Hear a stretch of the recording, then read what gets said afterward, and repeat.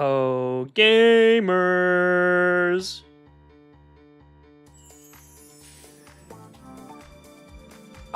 Are you ready for the fucking gambling? Ladies and gentlemen,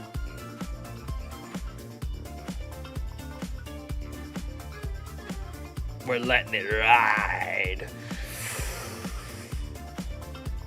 Gamers!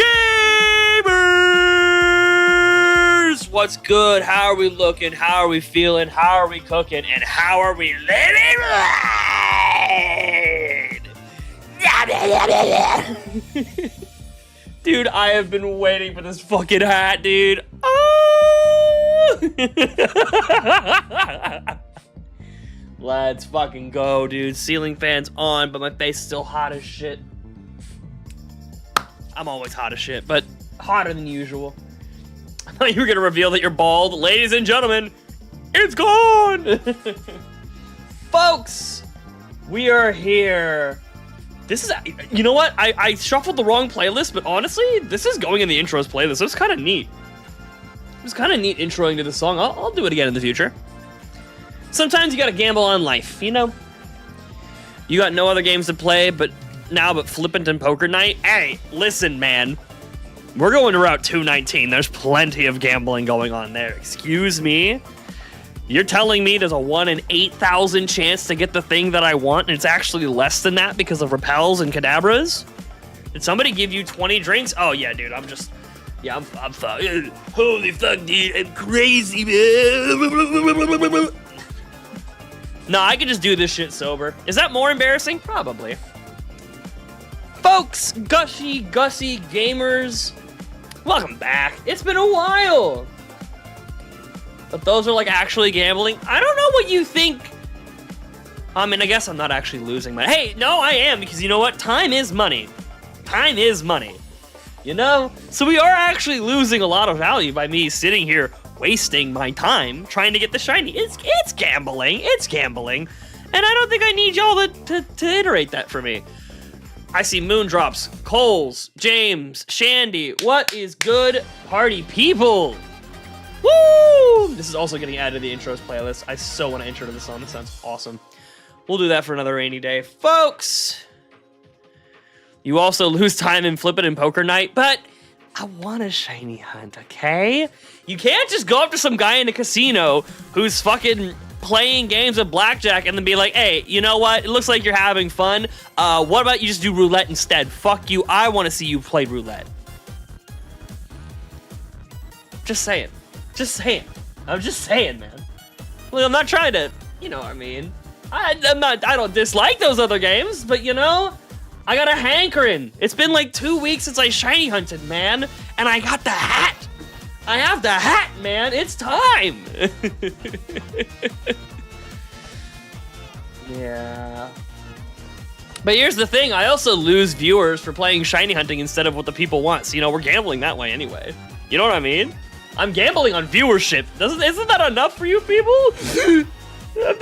Why will I never be enough for you people? Why will I never be enough? All right, I do need to check my channel for the last time I did this shiny hunting thing, because I need to see what encounter count we ended on. Damn, it's been like 6 streams since I shiny hunted, guys. Holy moly. Wait a minute, my streams have closed captioning? That's kind of legit. YouTube doesn't want me playing music, but they'll damn well subtitle my videos with AI. That's awesome. Thanks. My YouTube videos are part of the algorithm's fucking learning model. Awesome. That makes me feel really good inside. Oh my fucking god, I hate the YouTube app. I hate the YouTube app. I'm never using it again. About to commentate for a Grand Blue Rising tourney. Koryu, that's sick, actually. That sounds like a lot of fun. Dude, if you ever need a commentator for, I don't know, like Smash Bros. Or Pokemon single battles or something I know a little bit more about, dude, I'm so down.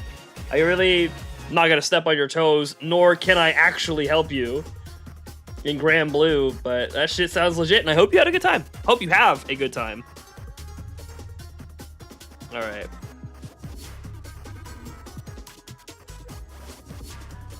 Just tell me, what is the encounter count at the end of this stream?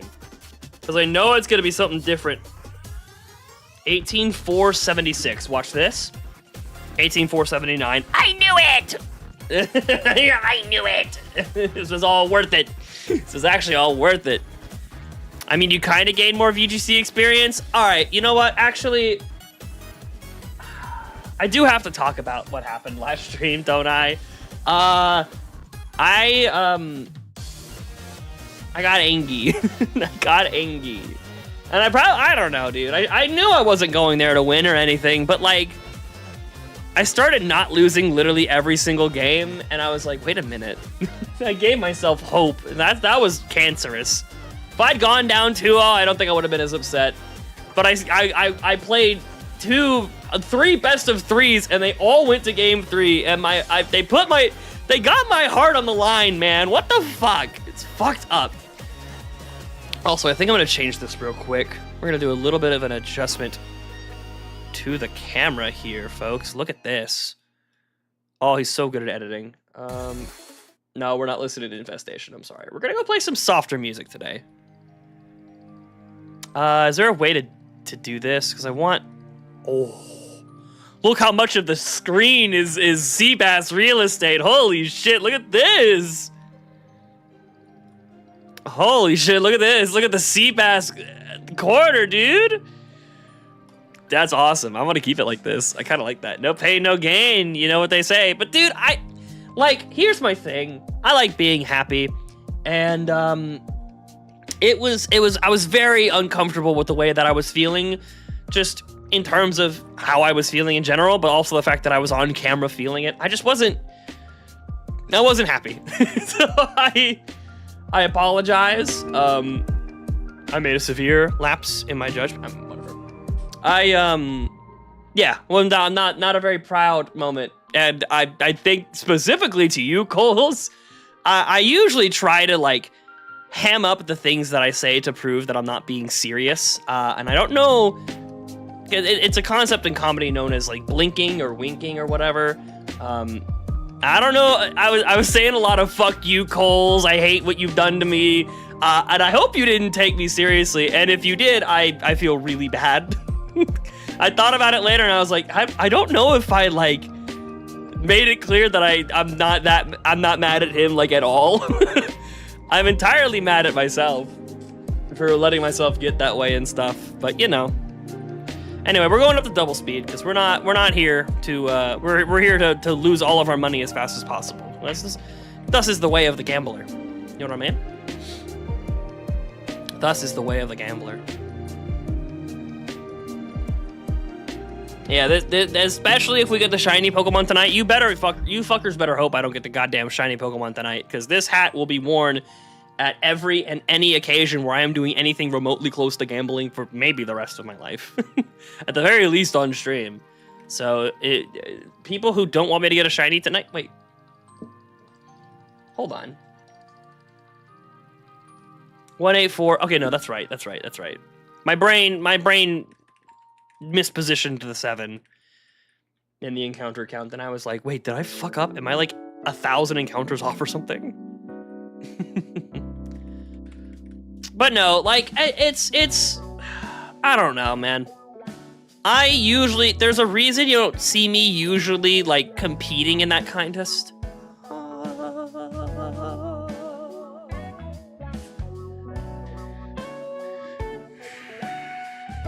Let it ride! All right, let's go.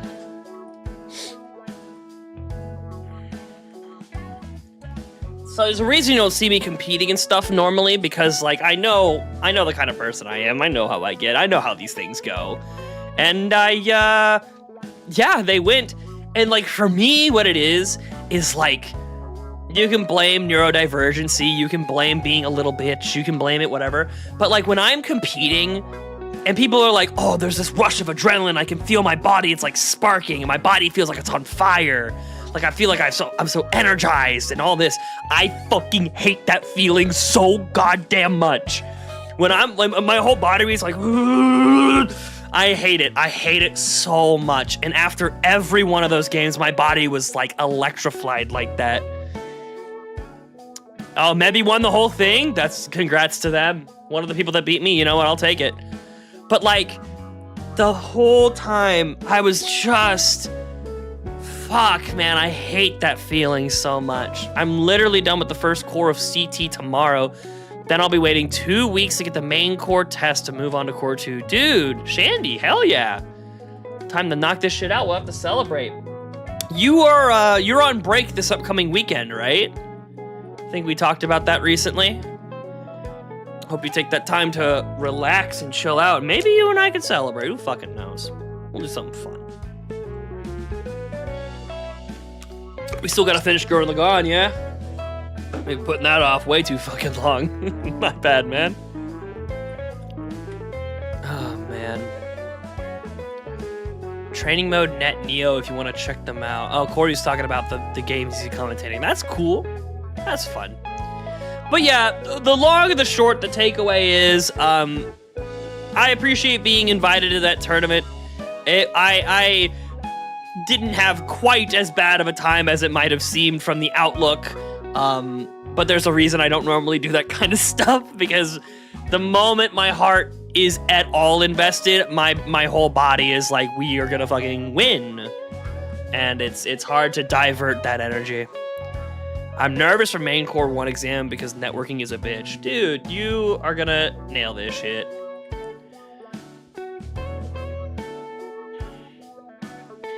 Hey, I won't lie. It probably is. I wouldn't know. I can sympathize with you that it's something you say is difficult, but like, because I just don't know, I don't know, you know? I don't know if you're still here, James, but for reference, just to keep people aloof, or keep people aloft, not aloof, aloft. He reminded me when I went out to Watson's with him on Friday, he reminded me that there's stakes to this shiny hunt, guys.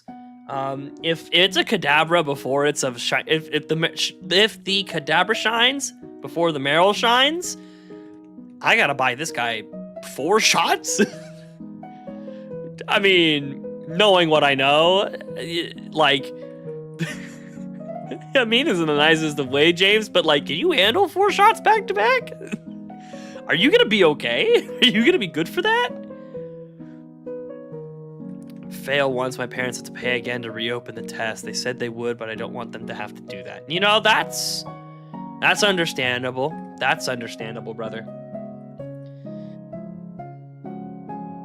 But I believe in you, which is why I want to be in the batch of people you tell first.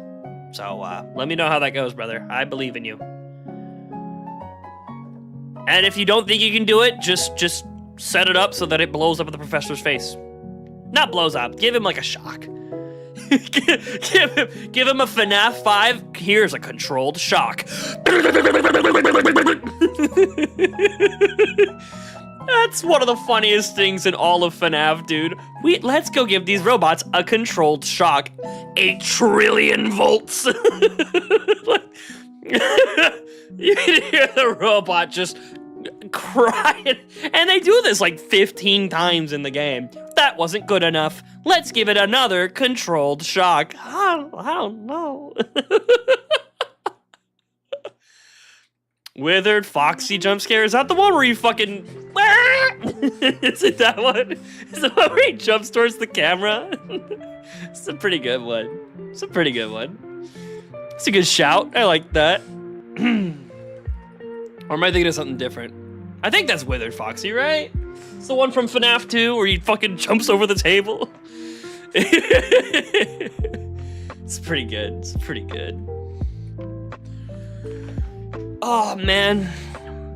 Poor Donovan in the Discord is asking for someone to trade him a Greninja on Pokemon Go. And part of me sincerely wanted to type out, dude, you know what? It would just be easier if you spent $500 on a Nintendo Switch and Pokemon Legends ZA, played halfway through Legends ZA, got the Froakie encounter, caught it, trained it, evolved it, and then brought it to...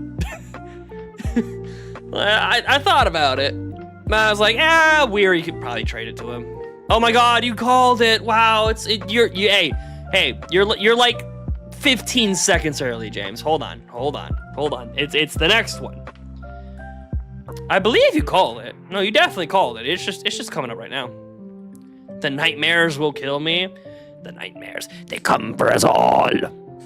We're all fun. Stop trying to use a potion on Joseph. We can binge watch Gurren after Core 1. Dude, fuck yeah. I'm down for it. Let's make it happen. Withered Foxy is the one doing Oppa Gundam style. No, I thought that was like Freddy. I've seen that clip. I think. I don't know.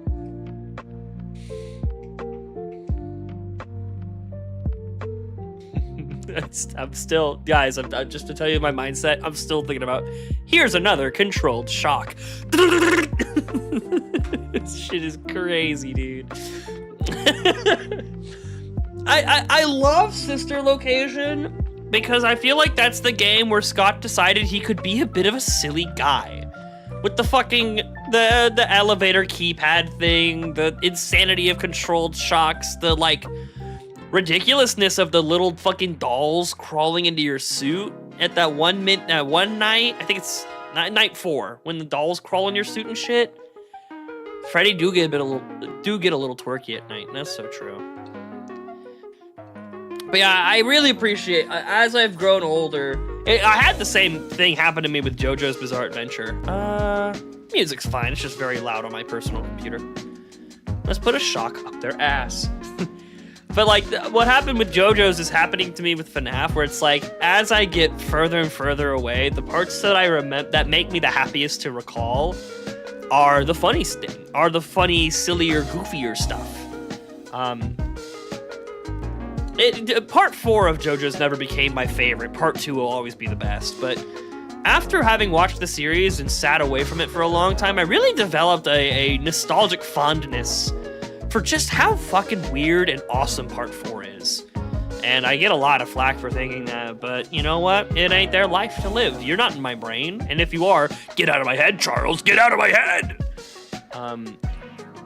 But a similar thing is happening with FNAF that I'm thinking about it more like that. I really do appreciate how fucking goofy Sister Location is. Part 4 kind of overrated. I assume you're talking about JoJo's, and I kind of disagree. Like, I bet if I rewatched it, I would be like, oh yeah, these moments snag a lot. But like, broad strokes, Morio, Kira Yoshikage, bites the duster. Fucking the Josuke is a character. Zahandoga. Fucking come on, dude. Those are great. That's so silly. Like nothing. No JoJo's will ever be better than Part 2. That's a. I don't care.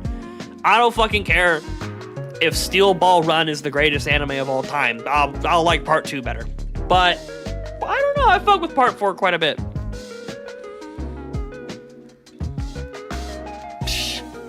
Fucking every animatronic jump scare at the same time. Avengers Assemble. Oh, because they're like robots, so they fucking like actually build each other. That'd be kind of funny. Wait, greatest idea ever just popped into my head. Co-written by Moondrop. Fucking Lego Marvel Avengers in Endgame. They're like, Avengers! Assemble, and then like half of the guys have to build the other half of the guys. They have to assemble them, you know? I'm so funny. I'm so funny. Oh, that's crazy, James. Oh shit. I wish Weary was here. Weary loves Part 3 more than anything he's ever seen in his life, second to like One Piece and shit.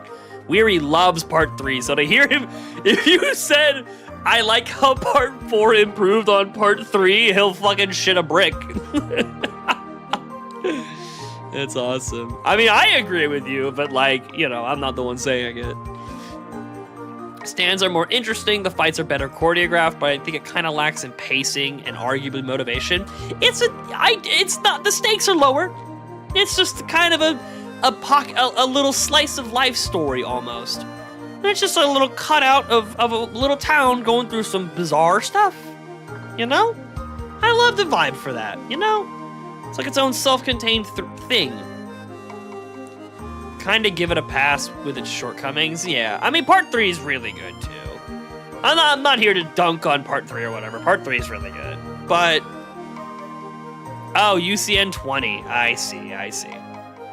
But yeah, no, I don't like dislike Part 3 at all. Part 3 is great. But, you know, it ain't, I don't know. I mean, hey, at least it ain't Part 1. Let's get this out of the way. Part 1 is got its moments, and it really does got its moments, and it did start the story, but yeesh. Yeesh. It's like the opposite problem people have with Part 4. Part 1 is like, it's got great moments, but it kind of sucks everywhere else. Part 4, I feel like, is, I don't know, it's got its parts that really do suck, but as a whole picture, it's pretty good. I don't know. You say Part 4 is overrated. I genuinely think Part 4 is underrated. But maybe I don't know what modern day JoJo's discourse is like. My perspective is before fucking Stone Ocean got animated. You know what I mean? I'm an old timer. So who knows? You know what I mean? Maybe the tides have shifted a little bit. Persona 4 is like a better version of JoJo's Part 4. That's a crazy comparison. And like, oh my god, their personas are their stands! Whoa! I know you mean more than that, but I love reducing it to that idea. Dude, look at his fucking stand! And the big fat fucking guy is Iggy! Oh! The guy shaped like a Pal World Wobbuffet is fucking Iggy, dude. What a great anime Persona 4 is. Oh my god.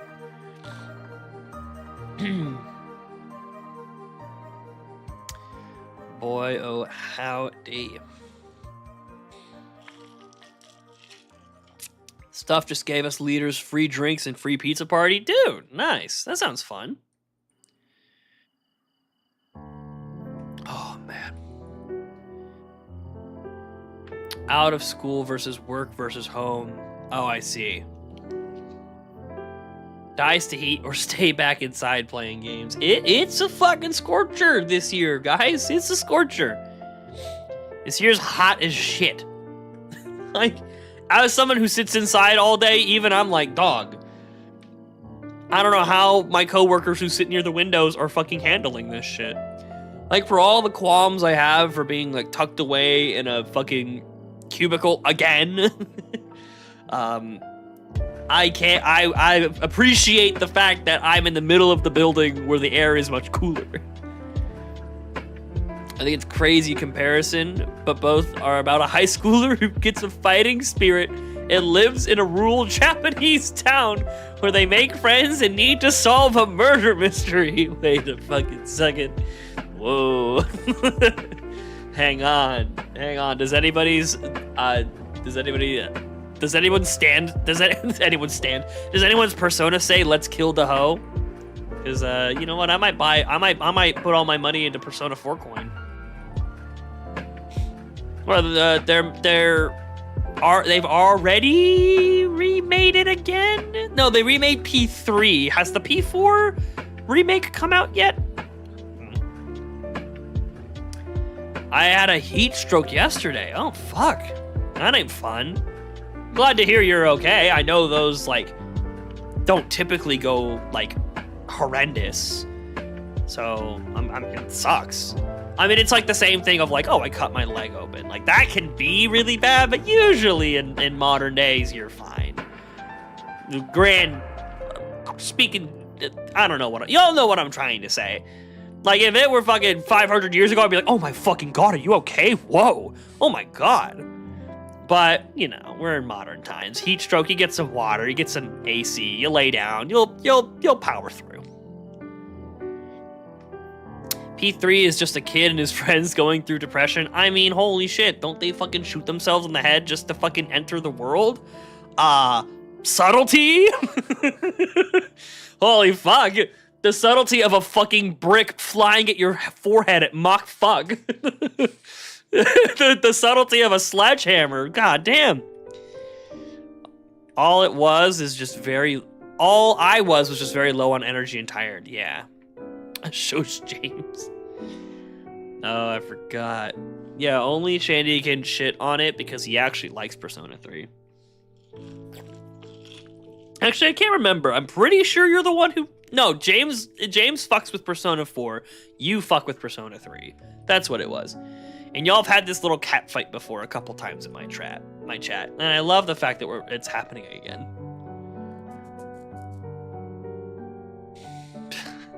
Yeah, James. Is this one of those moments where someone else says my joke louder and then the whole class laughs? You know what? That's honestly one, like, I've been watching a lot of stream VODs, not VODs, edited highlights. That's not technically VODs, but I've been watching that a lot lately. And it is funny how often people are like, it's I'm trying to build this thought in my head while shiny hunting. Give me a second. You know when somebody says a joke and then someone else says it louder and everyone laughs at that person, they're like, fuck, you took my joke, god damn it. With Twitch chat, because your name is tied to the message, like, I think the opposite effect happens where they're like, yes, he read my joke and found it funny, yes! It's kind of cool to see. But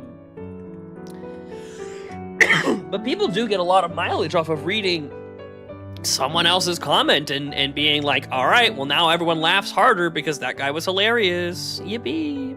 I'm gonna be building my mom a PC next Christmas. Oh, that's sweet. Yeah, that's really nice. Yeah, you gotta get her, yeah, like a TI 40, not TI, fucking, no, is it TI 4080? I can't remember. You gotta get her a 4080 Super at least. Like, come on, let's not beat around the bush here.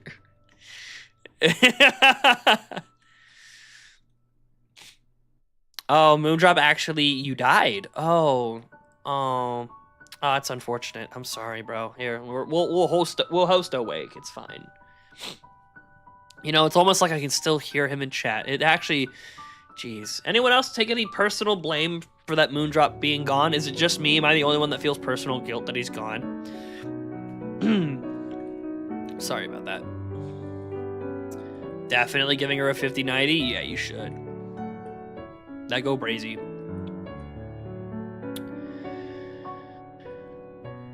Oh, man. Ooh.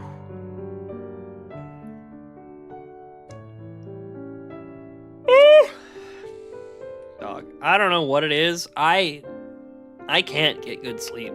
Like, I'm trying and failing. Like, I get good sleep on the weekends, but then it's like, I'll get good sleep on the weekends, and then it's the weekday, and it's like, okay, time for bed. I have to go to work tomorrow, so I should get a good night's sleep. And then I'll fucking stay up until like 1 a.m. It's like, dog, I'm trying to sleep. What is this? So you know, fortunately, there's been a couple small mistakes I've made at work recently. Maybe it is. I mean, it's all small stuff. Like, you know, I forgot one recoverable step in a procedure. Like, oh, I forgot to scan the check and send it to the other people before mailing it out. So all I have to scan is the check stub that has all the information on it. But it just looks less professional on my part. It kind of makes me look like a dunce, you know.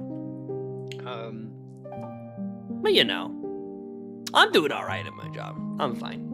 I'm doing all right.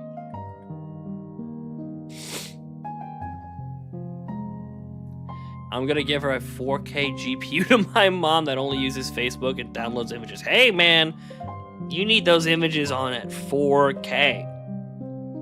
You need those images crisp. She needs to see every fucking pixel of the Facebook Marketplace couch for $15 that's definitely not infested with cockroaches. Or definitely, obviously, has been sitting inside, away from the rain and the snow and the fucking elements for the past 5 months. Definitely inside, not out. Inside. She needs to see every fucking fold of the cushion. She needs to see every molecule of cat piss ridden into the cushions of that couch. So I agree. You should definitely you should drop a couple bands on this for sure. No question. She deserves it. And she'll use it. It's not like it's something going to waste. She'll use it. It is really funny because, like, we were buying some new TVs in the house, and my dad was, like, asking about frame rates on the TVs, because now you can buy TVs that have, like, a 144 refresh rate. And I was trying to...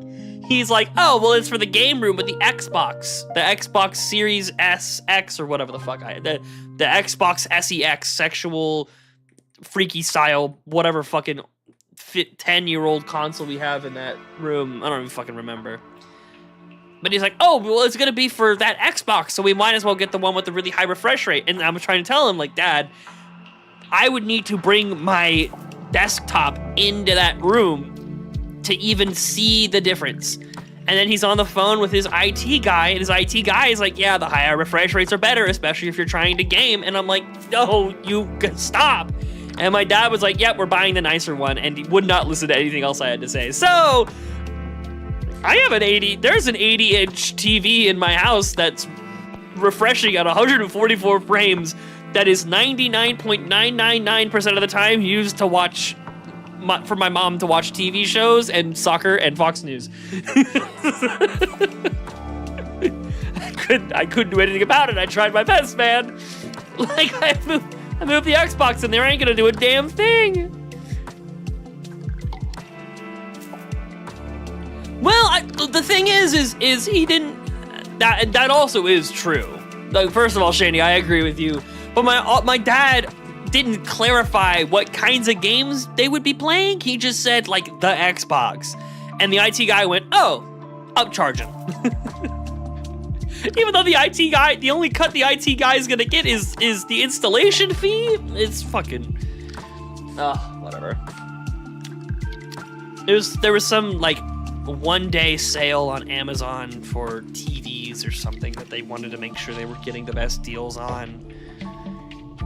So you know what? Whatever. One of these days, we're gonna fucking stream out, like, when I have the house to myself, we're gonna do a stream out in the living room, and I'm gonna play fucking, I don't know, fucking poker night. Something that I don't need all those frames for. But I'm gonna do it anyway. I wanna see every fucking bead of sweat pouring down Heavy's face. And then I lick the sweat off of his face as I go all in as an intimidation factor. And like clockwork, Heavy folds. You can scare Heavy off of any bet. You just fucking are like, fucking, I'm putting $4,000 down. Heavy will back off of a fucking pair of aces. Like, he's a bitch. Bro needs to realize more games on consoles are locked to a certain FPS. That's what I'm saying. My dad was like, Caroline would really like to play, will be really happy to play Red Dead Redemption 2 on the higher frame rate TV. And I'm like, Dad, that Red Dead doesn't even hit 60. Fuck. It will never happen. It will never be a thing.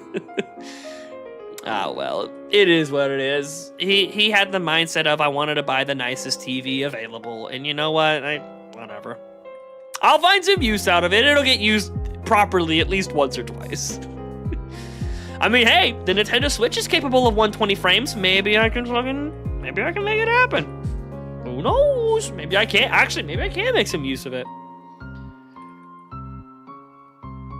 Oh, man. See, that's the thing, Shandy, is some guy like that is now, like, a personal IT agent for my father.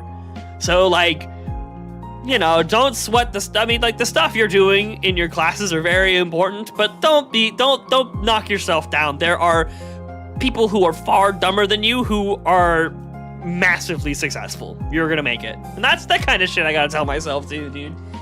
You know how many fucking people who are, like, accounting and shit are dumber than I am and just fucking winging it way fucking harder than I am? And better yet, there's people younger than me, way smarter than me, who are looking at me like, this guy's a fucking dumb ass. This is the kind of guy who gets a full-time accounting gig at a multi-million-dollar company? Fuck. So I hope I can be inspiration to them. Someone as dumb as me can do it, so can you. life's all about perspectives. Most games on the Switch 2 are still locked at 30 minimum. I mean, I could buy Metroid Prime 4. I'm gonna be playing fucking, what do you call it? Donkey Kong Bonanza. That game fucking, while I was streaming it, that game was dipping in the fucking 20s, bro. I'll be your dad's IT at this point. Yeah, just a fucking long range call. That'll work. We'll make it happen. I'm gonna go check on the AC in my house, cause I'm getting feverish. I'm flush. Chat, you're flustering me. Stop it. All right, let me check it real quick. It's like right outside my door. I'll be like 5 seconds.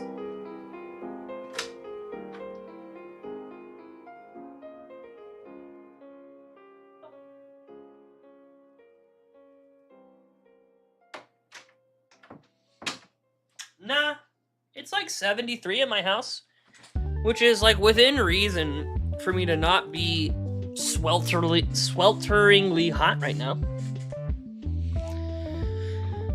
Might have to change the wardrobe. And I know chat's all excited about that. Don't worry, YouTube, it'll be off camera. What did I step on that hurt my foot so much right there? Oh, you know, probably the fucking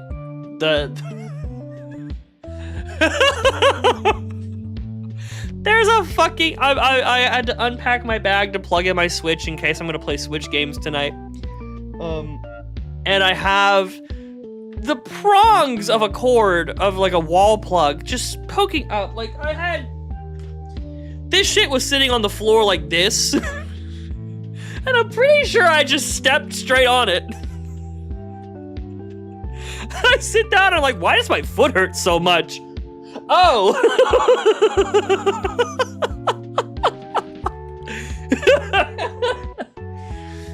Oh, that's really funny.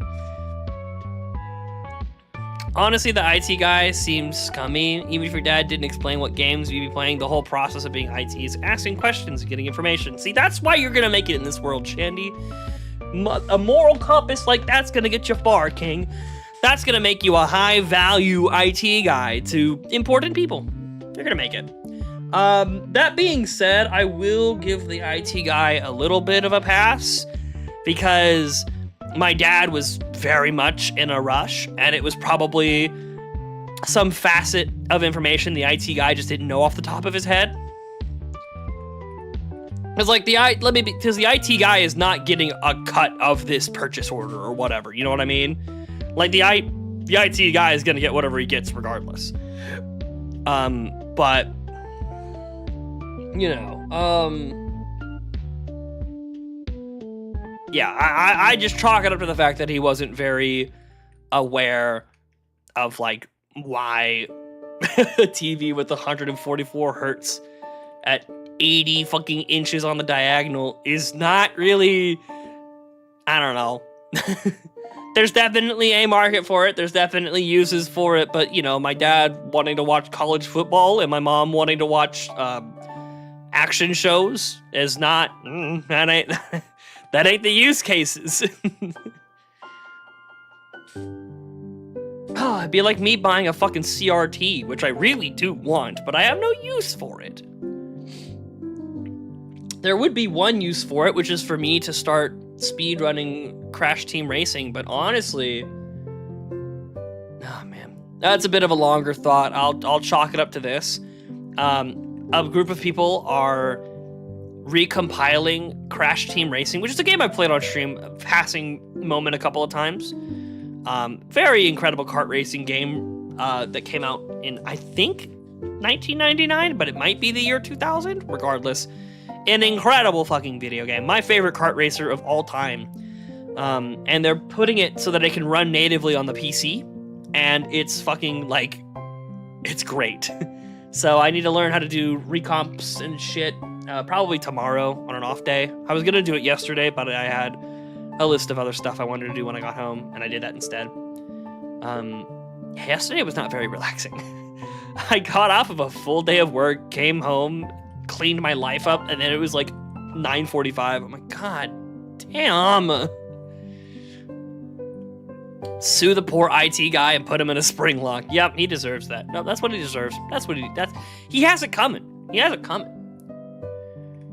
You know what we should do? We should put him in a room with 144 refresh rate TVs surrounding him and just Clockwork Orange torture his ass. Oh, man. A little bit of a karmic irony, you know? Good for the soul.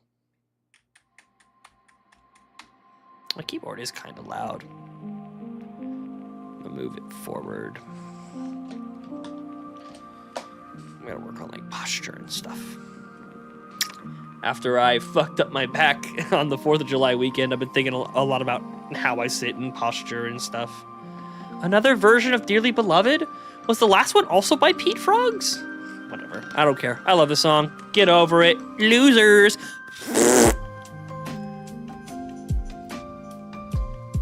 Losers.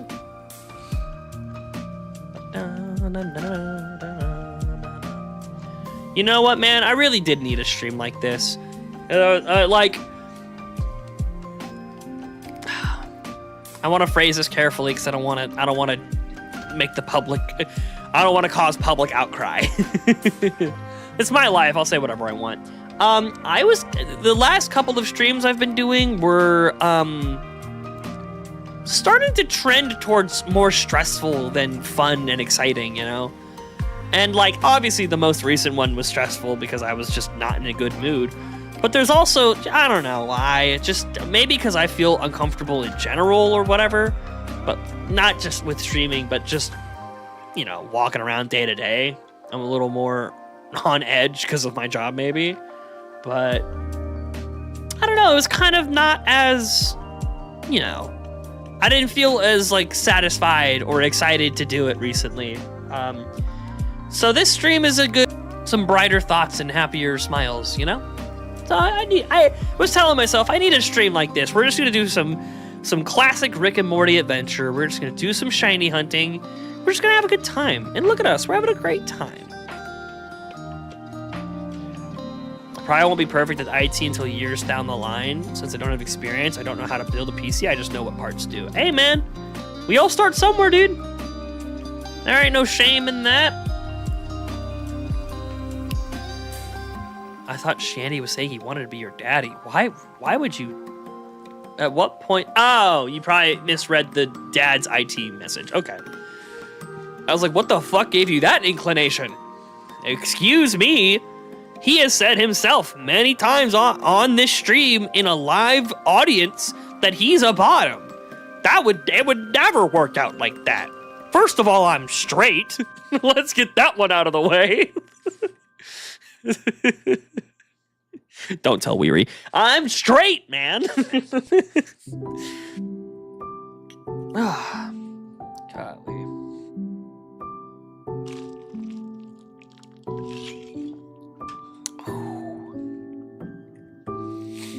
His BDM test did in fact prove. Oh yeah. Oh yeah. Nobody else did that though. No one else did that. Oh, man. That's what I'm saying, man. I kind of needed just a nice, simple pick-me-up stream, you know? Yep, no one else. It's, you know, it's been a while since we did some shiny hunting. It's been a while since I just sat down and just kind of talked, rather than trying to make some kind of, like, production or performance or do something kind of sort of special. Just something a little, you know, nothing burger. Just kind of sit here, talk, feel, live, laugh, love. Speaking of feeling, this might be part of it. I've not been feeling super healthy lately. A big chunk of that is just like, I've been feeling like hot. All day at work today, I had the fucking sniffles. All day at work today. Dude, within like the first 20 minutes of being in work, dude, I could feel my nasal throbbing. I was like, what the fuck? What happened? Dude, I come home, I get out of that office and I come home and I'm like, oh, I feel great. Oh, it's something in the office. That's not good. But yeah, I just been kind of feeling, and part of that probably a lack of sleep. Am I allergic to something? Not that I know of. I mean, probably some minor stuff. You know, I think a lot of normal people have reactions to like the Saharan dust or pollen, or, you know, this kind of gets this way when the weather gets kind of mucky. You know what I mean? So there's like little stuff that I think a lot of people experience. But I don't know. I'm not allergic to anything specifically. I don't know. I kind of had the sniffles today, and I thought I was gonna come home and be like, guys, just fucking don't worry about me. You know, I thought I was gonna be that guy all fucking stream. But no, we've cleared up. It's pretty nice. I get to fucking breathe out of my nose now. It's pretty good. I've been working out. You went down to 239, dude. Congrats, man. That's hype. That's aspirational, dude. Shit. Maybe I should go. Maybe grab my stuff and go work out tomorrow. I've been telling myself I need to do that at some point. There's a goddamn gym in my building, and I haven't used it one time. And I think it's about time I change that. I gotta do therapy on Thursday, so that day's kind of out. Well, not really. I could work out before. But yeah, dude, I don't want to dismiss that. That's big, dude. Congrats. That's a huge change, and that should be celebrated. You should feel happy about that. That's epic.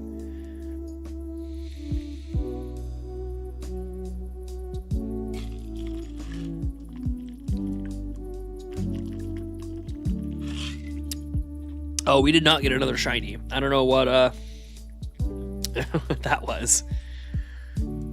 That didn't happen. Harley. All right. Oh man. Yeah, I kind of gotta get back into like the having fun on this stream, because I really have noticed the like positive consequences of doing this. You know, I'm noticing in terms of my social confidence the positive side effects of streaming, talking, trusting the words in my mouth. It's been good. It's been good.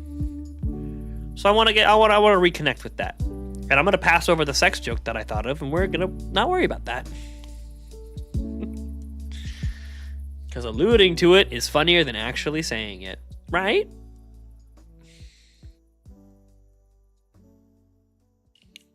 Because you guys are doing all the comedy work in your heads instead of me. Oh my god, Marill. Oh, you know what? I had that coming. A 10 damage bubble beam in the rain? Damn. No. Well, you know. Agree to disagree, I suppose.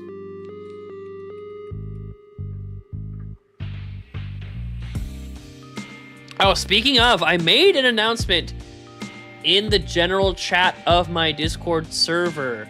I'm really hoping a lot of people haven't seen it, because no one's really responded to it. I am building a team. Ladies and gentlemen, I'm building a team.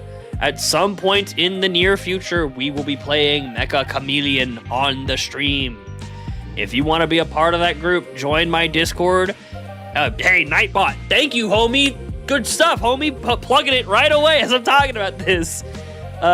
Join the Discord and react to my message in general chat mentioning this whole Mecha Chameleon thing, and we will add you to a group, and we will all discuss when the best time to do that for us will be. I guess I'll put a deadline on that. I'll maybe say like Friday. By Friday, we'll just take whoever's there, and then we'll start organizing it from that point. I'll give people some time to see it, you know. Working out has been helping my stress since I've been studying all nights and being a leader. You know, what you're doing ain't easy, man. I'm glad you're giving yourself something to do for you specifically. I hope it sounds like it's been working, so I hope it has.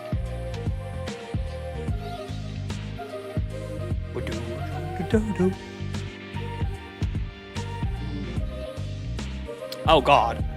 Did he hit me with the miracle eye? Ew. I got fucking stinky pinkied by fucking Kadabra, man. Gross.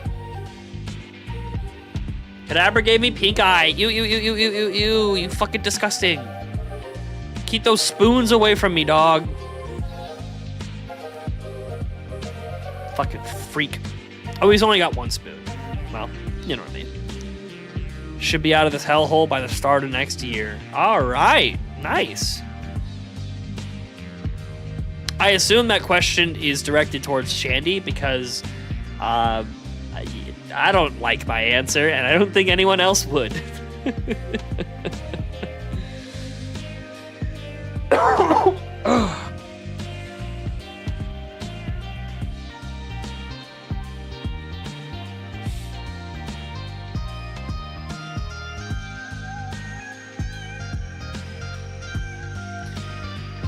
Man, oh man. It's a good life we're living, folks.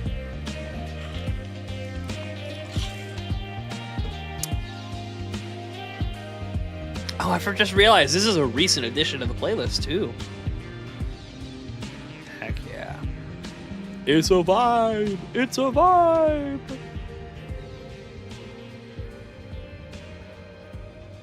Every day, pretty much. Dude, that's awesome. Even in my best shape, I wasn't working out every day. That's awesome. Good for you.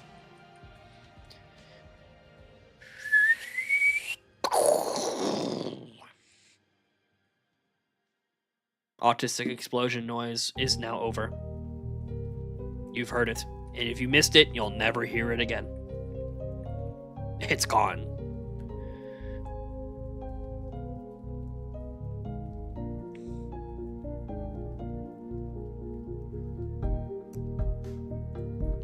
Clip it and ship it. No, they're not supposed to. No, no, don't do that.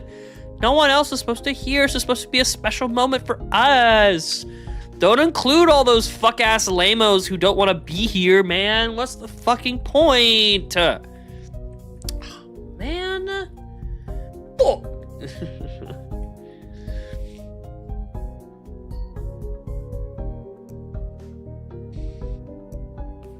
If you were there, you'd know the artistic noise. Yup.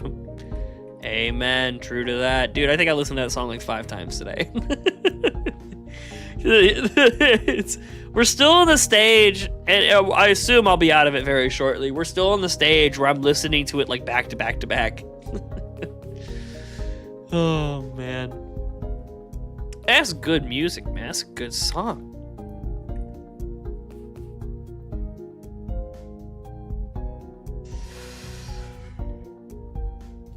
Ooh, I wonder if these yawns are any indication that stream's not gonna last as long as usual. I did burn a lot of my energy in the early game here, folks. Hopefully you'll start listening to Heartbeat over and over again. Maybe. But I'll tell you, I like If You Were There way more. I like it a lot more. It was very good. That shit's incredible. That shit is high quality.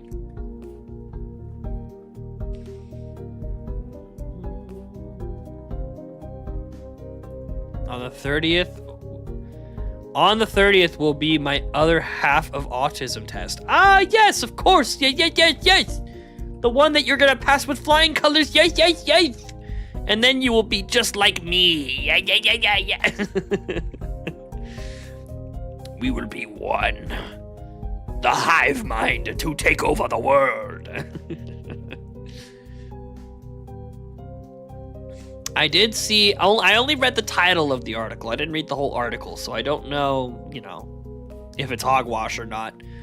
But I did see that scientists have done a study that actually suggests that rather than autistic people being completely socially out of touch, they are instead hyper-optimized to notice other autistic people. It's like, you might be onto something with that one. Like, instead of, like, I don't know. I think my point's pretty self-apparent. And if that is true, it's fucking hilarious. Yeah, I don't know why they broke it up like that. Like, maybe a scheduling thing, but that seems crazy. Maybe there's some higher amount of authenticity to the test if it matches over the course of a month. Maybe to weed out certain passive moments that you felt at the time rather than, you know what I mean? I don't know. I think you still just fucking get in there and make bread. I clicked escape. I'm really glad that doesn't like close stream or anything.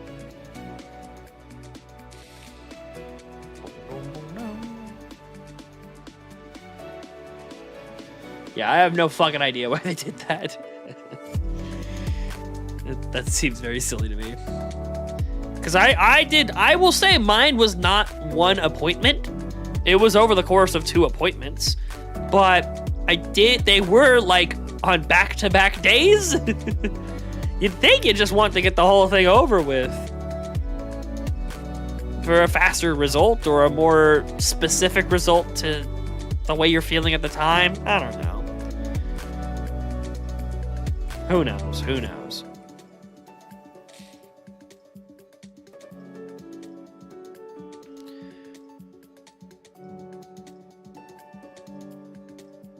You'll do better than I did. I failed my test.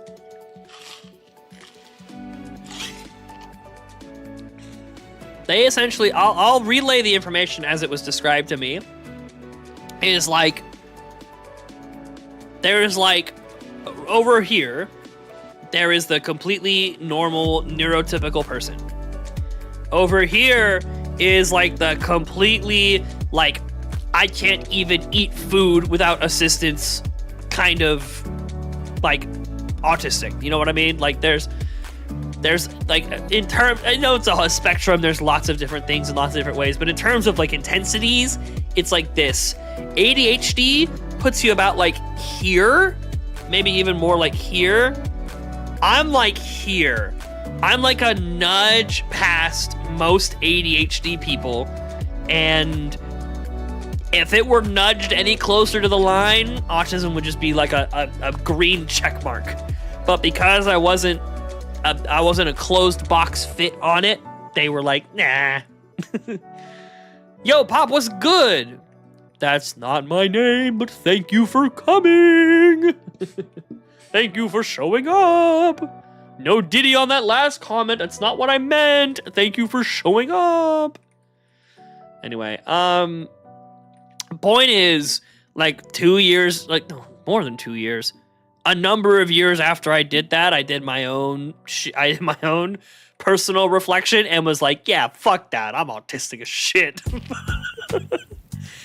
I took my own time to listen to anecdotal stuff about like, hey, this is what other autistic people deal with and it's not normal. And I went, oh, really? Oh, well then I'm autistic as shit. Oh, this shit's in my veins, dog. So take it from me, like, it's important. It's a good thing to have done. I think it will lead to benefits for you, but also, like, if you don't think the answer is a comfortable fit, I suggest looking into your own stuff and doing your own thing.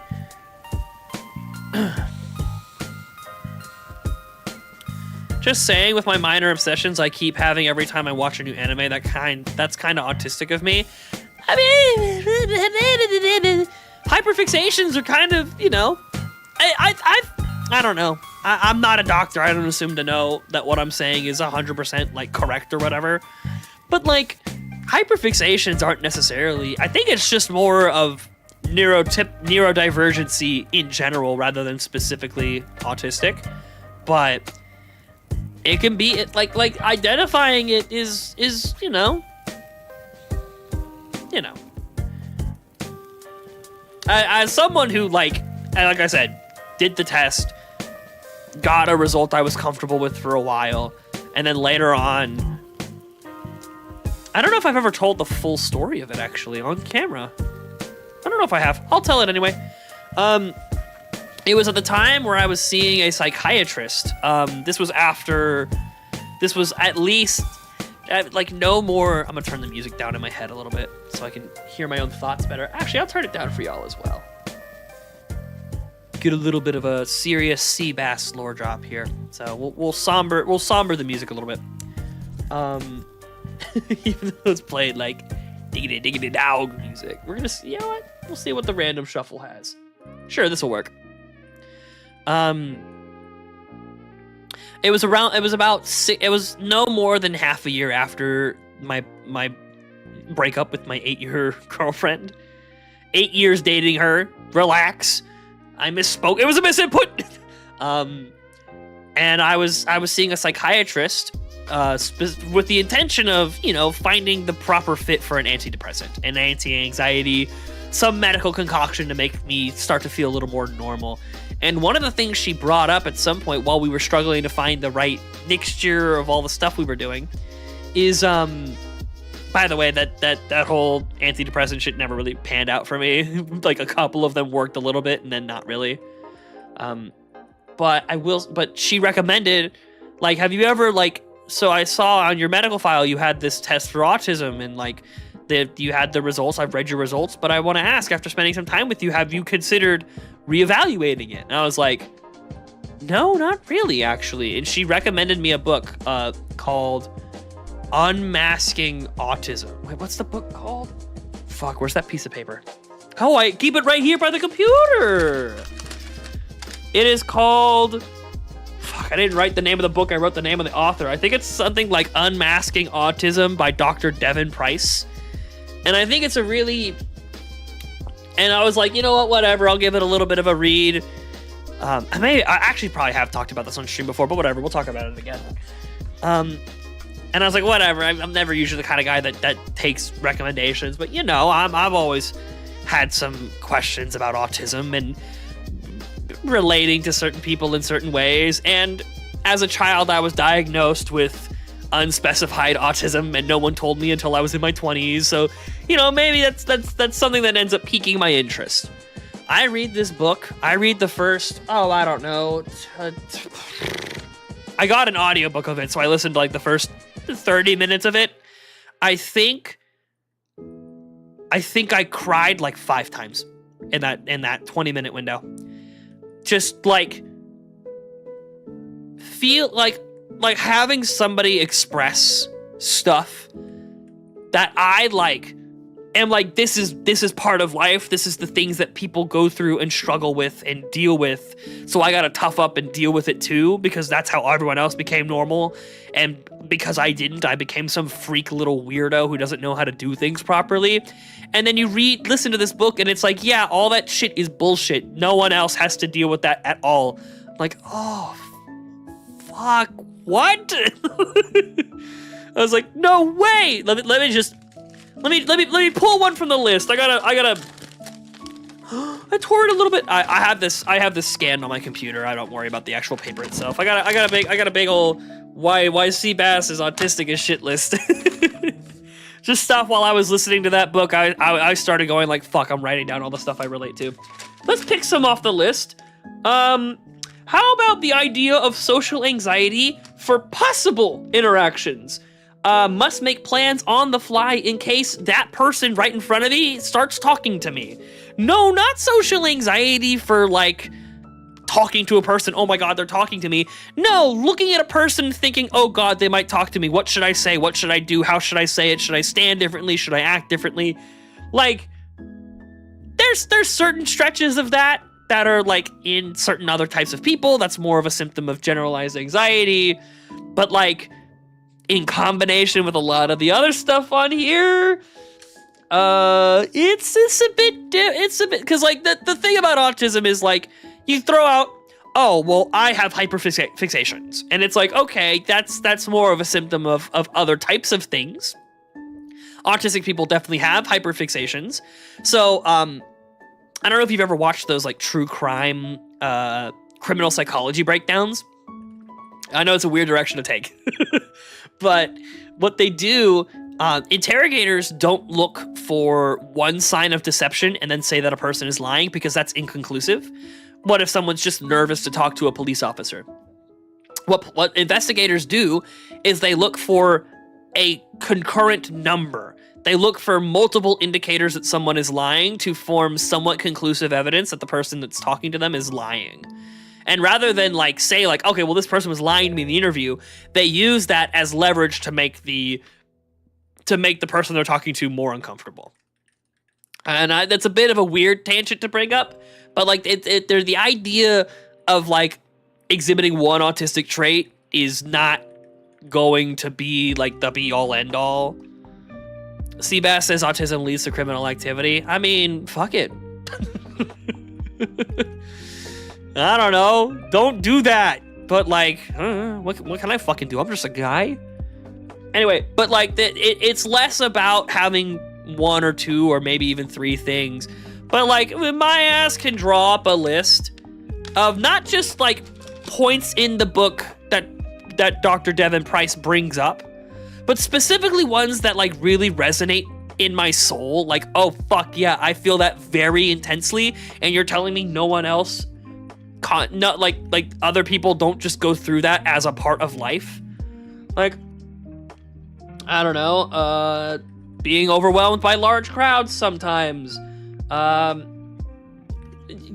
pretending to be something that I'm not to not embarrass the people around me, getting very loud and articulate with the limbs when I'm excited, feeling censoring my real self from other people. That's part of the embarrassment thing. I'm just having therapy. Hey, we had to reschedule my therapy appointment last week. Can you tell?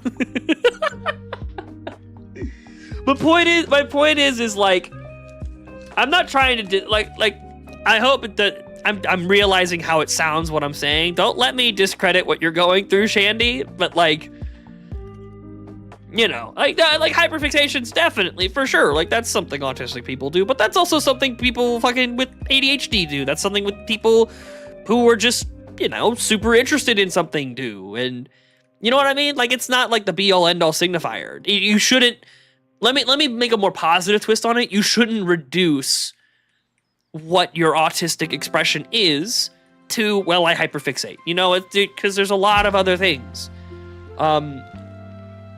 Regardless of what the outcome is, I do recommend that book by Dr. Devin Price. It's, I don't know, probably fucking $10 or something. It's cheap, it's small, I mean, if you're a good enough reader, you could probably read that whole thing in like a day or two. For my emotional ass, it took a little longer than that because I was kind of hung up on a lot of shit. And I will say specifically, not nothing, just because it doesn't apply. The only reason I'm hung up on this part is because it doesn't apply to me personally. There's a lot of talk about gender expression and, you know, trans ideology. And look, great, awesome, cool. I don't suffer. I don't go through any of that. That's not a struggle that I have. So there's a lot of that book that spends a lot of time talking about that stuff because the author is trans and it's important to them. To me, I was just like, you know, yeah, I was just kind of sitting there, like, listening to the audiobook, like, yeah, like, this is good, like, good, but, I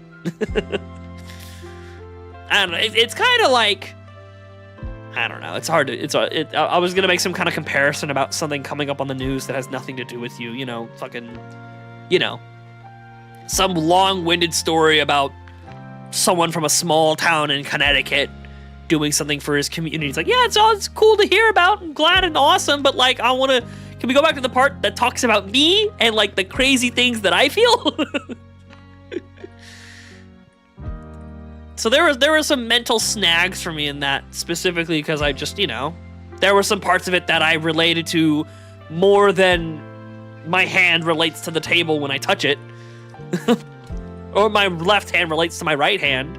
More than fucking Twitch chat relates to sending me guys who just fucking advertise streamboo.com. I don't even know what Streamboo is. It's fucking, I hate Streamboo. I don't even know what it is and I hate it now. Every fucking time I forget to not go live on Twitch, this always happens. Have you watched the movie Obsession?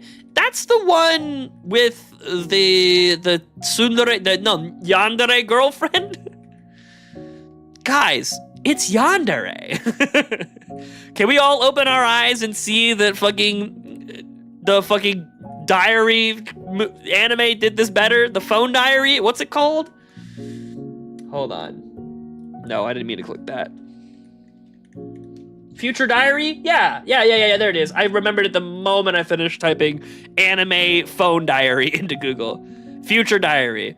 No, she's definitely yandere. No, I mean, I haven't watched the movie, so I don't know it for certain.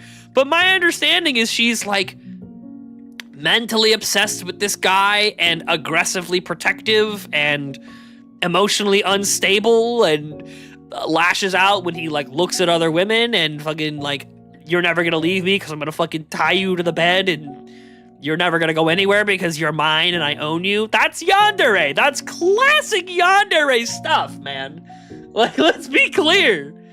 It is what it is. It's psychological horror. You gotta watch it to understand. I imagine I do.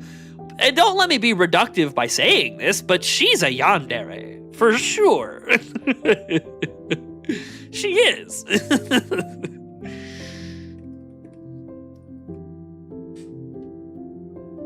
Ooh. And it's so interesting that, like, as someone who's not interested in horror, pretty much, like, you know,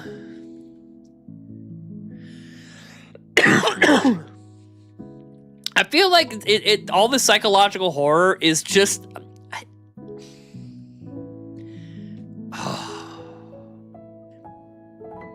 the connection between shit like FNAF blowing up on the internet and adults currently being interested in psychological horror are related somehow. I'm just not eloquent enough to articulate it properly. Like, there's a connection. There's a direct ABCD pathway that gets us to where we are now, and I can't put it into words, but you all know I'm right. I blame Matt Pat for this. I blame Matt Pat for the Backrooms movie. I'll say it. I'll say it. Blame's a strong word because it makes it sound like I don't appreciate that it's a thing, and I do. I think it's cool. I'm glad independent filmmakers are kind of making it happen. I'll try not to spoil, but yandere would imply that the obsessed girlfriend likes the MC. Oh. Interesting twist. Huh. So she's more like a reverse Stockholm. Let me not try to reduce it. I don't even know what it is. Let me not try to reduce it. Did I tell you that I think we're living in the horror renaissance era? I kind of believe it, you know? I feel like renaissance... In terms of movies, yeah. No, in terms of movies, absolutely. Cause I feel like the younger generation is becoming more and more interested in horror and psychological horror and stuff. And like I said, I think that has to do with FNAF in some capacity. That being said, yeah. For me personally, I'm not interested in being scared. Like, it's not like, oh, I don't want to, it's so scary, I don't like it. I'm not like fucking like, oh, don't make me watch a scary movie. No. It's just like, that's not what I'm interested in, you know? It just doesn't pique my curiosity to be like, oh, I wonder how this movie's gonna scare me. I'm much more in line with the psychological stuff, for example, fucking, you know, like Evangelion type of shit. You know, that's like, oh... the kind of stuff that makes you think, makes you, like, fear for the world itself. I'm a big fan of that kind of shit. Like, you know, a lot of classical literature, like Brave New World, 1984. That stuff is, like, gripping and exciting and, like, thought-provoking. I love it when horror is thought-provoking. But, like, you know, I'm not gonna go probably not gonna go watch the Backrooms movie because, like, ooh, it's so silly and scary. And it's the internet thing. But the fact that that is for some people is fucking great and cool. And I'm glad that the producer was very successful in making said movie. So, like, it's no flack. It's just, you know, not my thing. Horror really is having a resurgence. Like, it's being... more well-respected. People prefer to watch it over the next Marvel movie. It has more original ideas. Well, like, I feel like we're in a seesaw. Because, like, I feel like, and you know more about film than me, so you can back this up.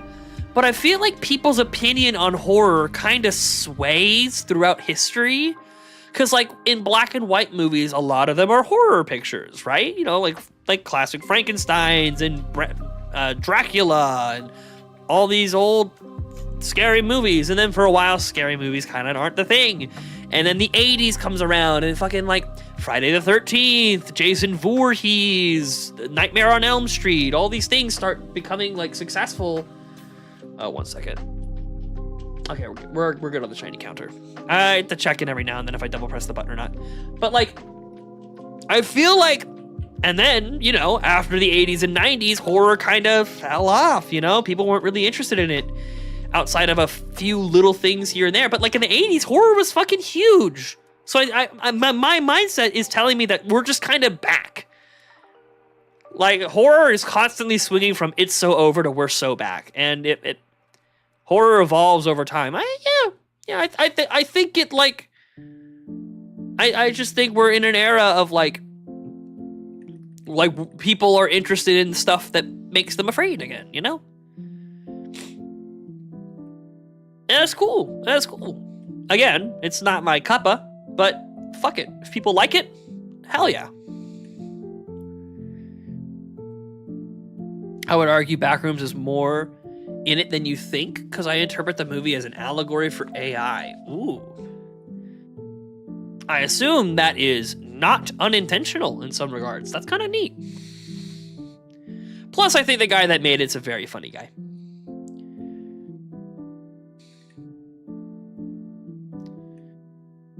Yeah, I just, you know, it's like I don't want to be closed-minded, right? I don't want to be like, ugh, I don't like those kinds of movies, so I'm not gonna watch it. But it's just, you know, I don't know. It would kind of be like me telling my brother about the new season of Freerin. You know what I mean? It's like, yeah, he kind of likes anime, but like to try and get him like fully hooked into other anime and like all this other shit, it's you know, I'm kind of barking up the wrong tree. I could get him to watch an episode or two, but you know, I'm probably not gonna make him like a fan. I'm not gonna make him like, oh, I'm obsessed with this now. Same way he would struggle to get me to like really start to get invested in the World Cup. You know? I don't know. 1970 to 1990 was Bronze Era that focused on a lot of slashers. Listen, I'm not really talking about necessarily the quality of said movies. I'm talking a lot about people's perspective on horror, or people's generalized opinion on scary movies in general. Like, I'm saying general a lot. Their generalized opinion on scary movies. I feel like public perception of how important and good and exciting and like desirable to watch a scary movie is has swayed back and forth throughout time, throughout the past 100, 150 years. And I think we're on an upswing where people are and Iron Lung, Obsession, Backrooms, probably another couple movies I'm not mentioning. Like, I think you're on it. Like, we're in a little resurgence and people appreciating horror as a genre. Turn the music back up. I like music. Y'all like music? I like music. I hope my audio's balanced well. I can never really tell. I'm just looking at the green and yellow lines on my screen.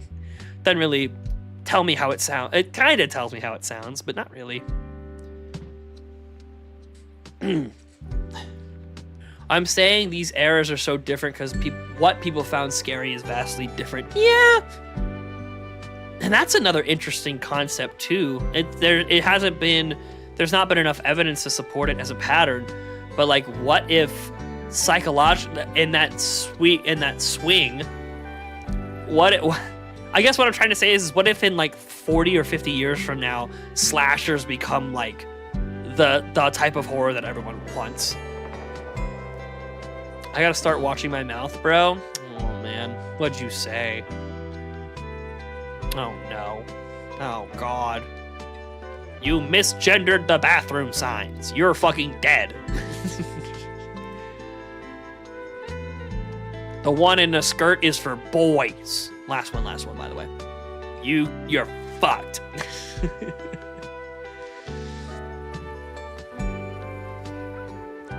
I actually said a thing to a minor. Listen, I'm not one to tell that story because it's not mine, but you know, accidents happen. There's no, because I can empathize. Because it's like, you're talking to this person, and then you catch wind like, wait, you are underage. Goodbye. Goodbye. Adios. Oh, last one, here we go. Come on, shiny drowsy. Come on, shiny Marill. I hope not. Slashers aren't as good as I hoped. You don't like okay, I assume you're talking as a genre as a whole, but even as someone who doesn't like scary movies and stuff, what about, like, Friday the 13th? Because as someone who doesn't like slashers and horror and all that other stuff, I really liked Friday the 13th. Again, I haven't watched all of them, but, like, that was, like, genuinely, like, an enjoyable thing to watch. Appearances messed me up because bro looked like 19. Oh. I got fucking right hooked in the jaw, dude. I thought that was James saying that. I got lost in the sauce. Yeah, it happens. I feel like, I don't know, dude. I feel like, hey, like I'm talking to some girl at a bar, and like, hey, this conversation's going great. Let me see your ID. Fuck. Praise him. Oh, he's not even on camera. Fuck, cause I've edited it. Homecoming, my sweetie. Ah.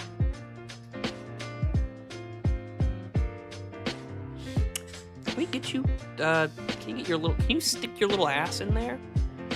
They won't even see you, but you'll be staring at me all stream. I wonder if you fuck with the mic quality. You can see his little, his head. Whoop. Hold on, we can. You know, we can do this. We can do this. You'll stay there until you fall. Probably won't be that long. He didn't even wear the mask until the third or fourth movie. Did you know Jason isn't in the first movie? I know that. Oh, wait. Oh, I'm stupid. I'm stupid and dumb and a dumb, stupid idiot. I meant Scream. My bad. I haven't seen Friday the 13th. It is daytime? Why is it daytime?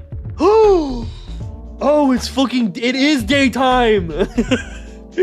I went to Russia. Our time zone is currently Moscow, St. Petersburg, and it's 4 a.m. there, which means morning Pokemon are spawning. We're going to Greenland, or it's 12 a.m. We're going to Greenland. I was like, what the fuck? How is it daytime? That's hilarious.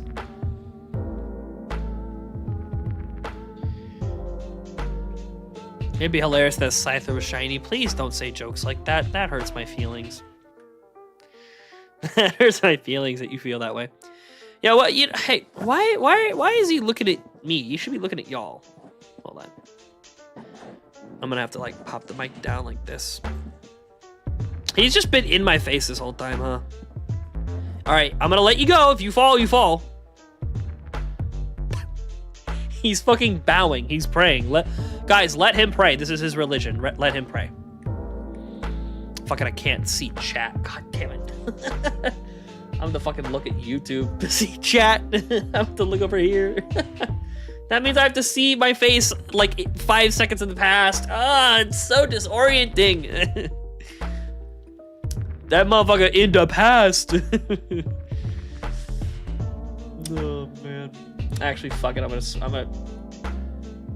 gonna scroll down so I don't have to see my face in the past like that. There we go. Now I get to see fucking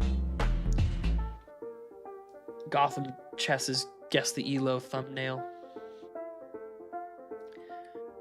Halloween Michael Myers is cool, but I like the Halloween vibe more. It would be hilarious if you encountered 2 shiny Marill. Yeah, that'd be crazy. That'd be kind of nuts. What movie am I? I'm thinking of the one where the guy wears the fucking white mask and the black robes, and they're doing it because they're inspired by horror movies to start killing their high school classmates and stuff. That's the one that I'm thinking of. That's Scream, right? like I said, I don't know much about horror and slashers and all that, but I did watch that movie, and dude, nice voice crack. Holy fuck. Dude, Turtwig, you're back, son! Look at you! Nah, chin up, bro. Stay up, king. Aw, man, your prayer's over. Time for you to start answering their prayers. Angle it down like that. There we go. I'm sure the people can hear me just fine. Oh, actually, y'all can't. I gotta like look at it like this. When I'm looking over here, I'm like gone. I'm like in another universe. All right, you know what? You gotta go. You had your moment. Hey, thank you for showing up on stream. Fuck off, Turtwig. We love you. Also, it's more of a parody of slashers. Okay, well, fuck it then. I don't like slashers, and I actually hate you and hate everything. Actually, fuck you and the things you enjoy. See, that's what I mean. I did kind of that shit over the weekend with Cole's tournament, and I really hope they didn't take it personally, because I didn't mean it personally.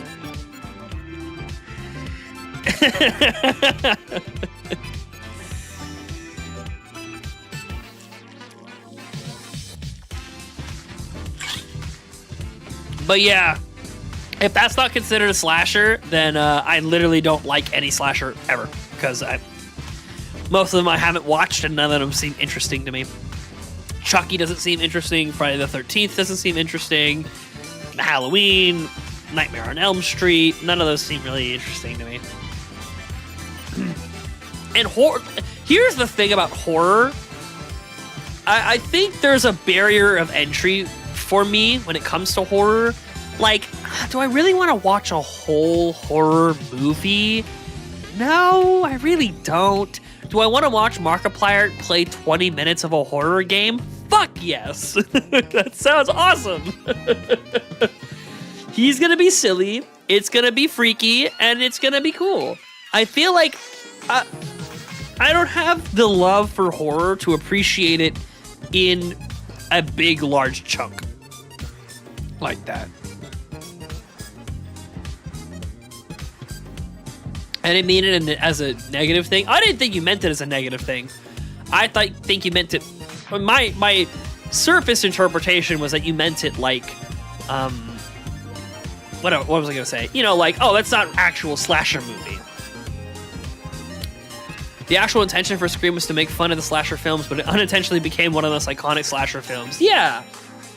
Oh, so you're saying that they were trying to be built different TM and then ended up just being the thing. Also, Matthew Lillard is in that movie. Shaggy is in that movie. Shaggy is one of the killers. That's like zoinks.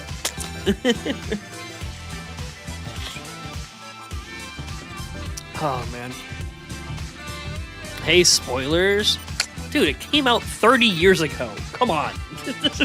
When did Scream come out? Hold on. 1996? Yeah, that's 30 years. That's 29 years and 6 months ago. Come on. Nah, get over it. I'm not, I take no necks, I hold no L's for that. Fuck that.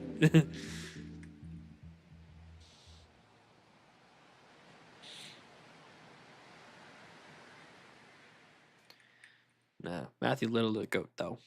He kind of funny.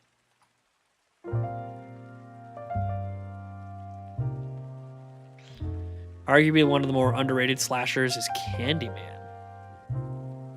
See, like, I'm already not a fan. Like, not in terms of disliking it, but I'm already not a guy who knows anything about slasher movies. You can't be mentioning, oh, fucking Candyman is goated. What the fuck? Texas Chainsaw Massacre. See, I have heard about that one, and I think that's only because they made an NES video game of it. No, they made I forget what, you're proving my point? Exactly. Like, I know Texas Chainsaw Massacre was made into a video game that got banned for too much gore. And I actually have never seen the actual game played, so I don't know. But, like, they fucking shut that shit down.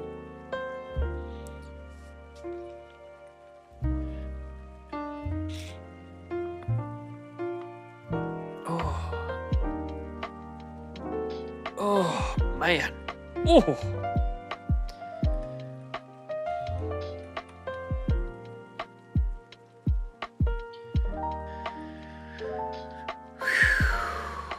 Welcome to streaming, baby. What are we at? What are we at? An hour 30? All right.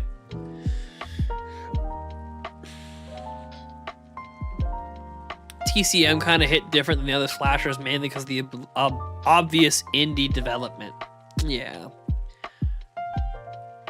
I feel like we're in an era where indie horror can get off the ground again.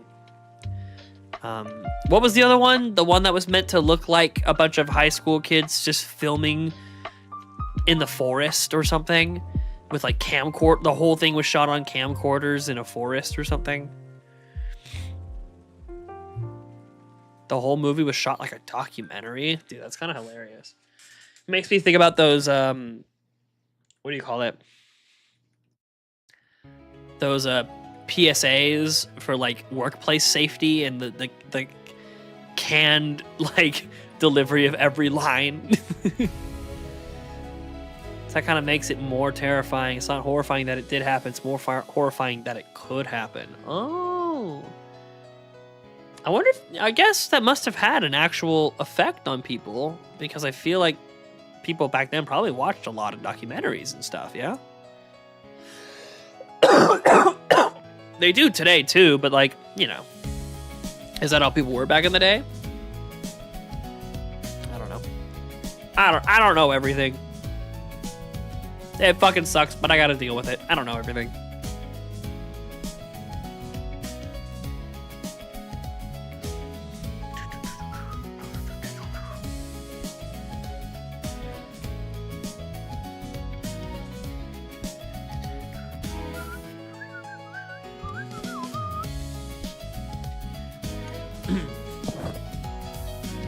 Trying to think.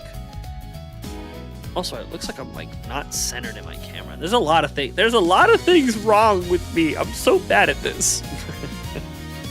I've been like off to the left. Oh well. It's ain't a professional production. That's why I have 2 viewers.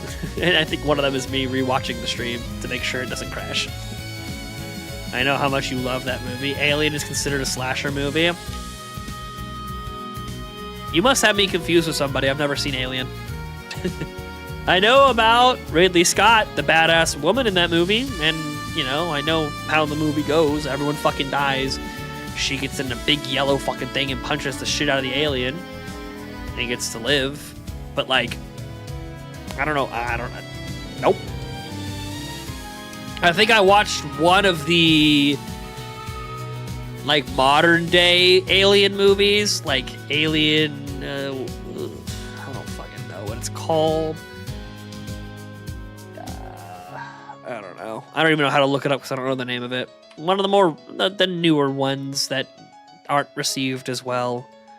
I saw that in theaters and I had never seen any Alien movies before or since.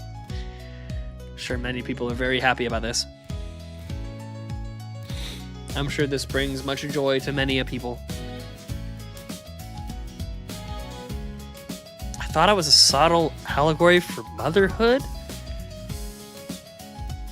Thinking about the chest burster, that's kind of gross. Ewy, yucky, ewy. The chest burster, ewy, yucky, ewy.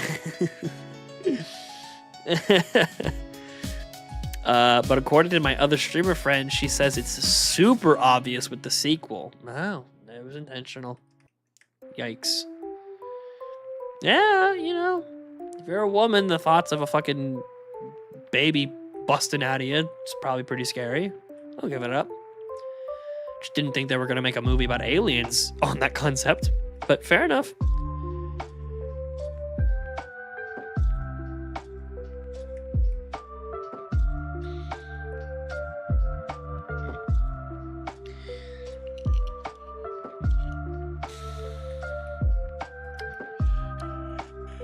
Commentary juice. My commentary juice is running low, guys. Oh, man. The toll of doing like a genuine through and through shiny hunt after a day of work at my new job That's rough. The 80s version of The Thing. What, like the rock guy? Dude, a horror movie about the rock guy from the Fantastic Four would be great. Here's the thing. The Rock. I did see a clip of Rocky from that one Ryan Gosling movie.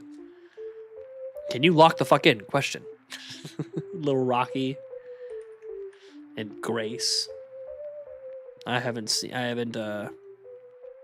Project Hail Mary, is that what it's called? I haven't seen that. I'm not much of a movie watcher, unfortunately. I'm not much of an anything. I'm a YouTuber. I watch YouTube videos. I don't watch like movies or anime or I watch YouTube. It's what I do when I get home from work, and it's what I'm gonna do after tonight's stream. I'm gonna go watch YouTube.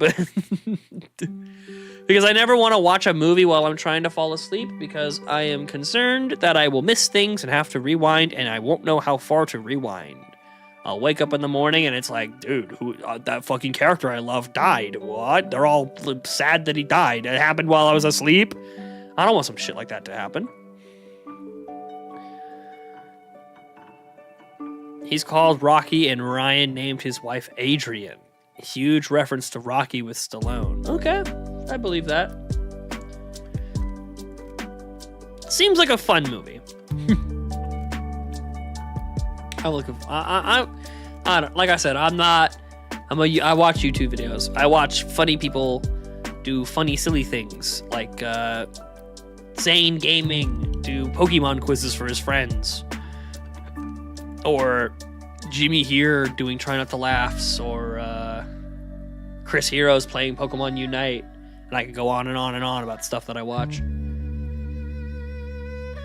Carl Sagan 42 playing a Mario Maker 2 troll level, and like I don't know.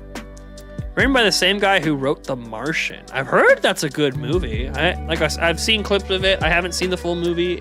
I know people really like it, so it's that seems like a solid one.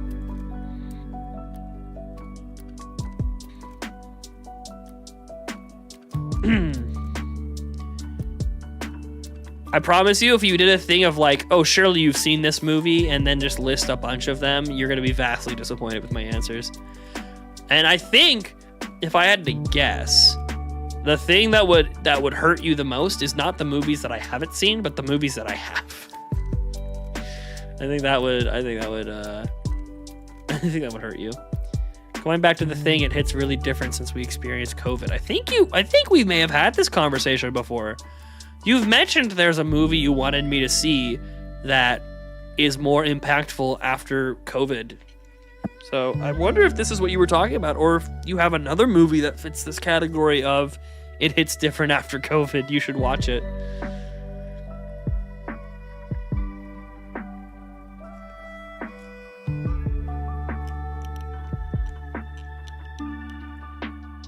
I gotta reiterate, I'm not that kind of film buff. Oh, I'm not gonna tell you. I don't know. I'm definitely not either, dog. I know fucking nothing. I most definitely was talking about The Thing. Oh, okay. That makes sense. But yeah, we've had this conversation before. Maybe not on stream. I don't remember.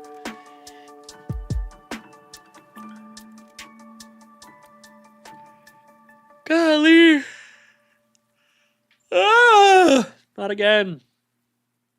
I can't think of another film that's more relevant due to COVID. 1984 seems more relevant to me. There's a couple other reasons for that, but you know.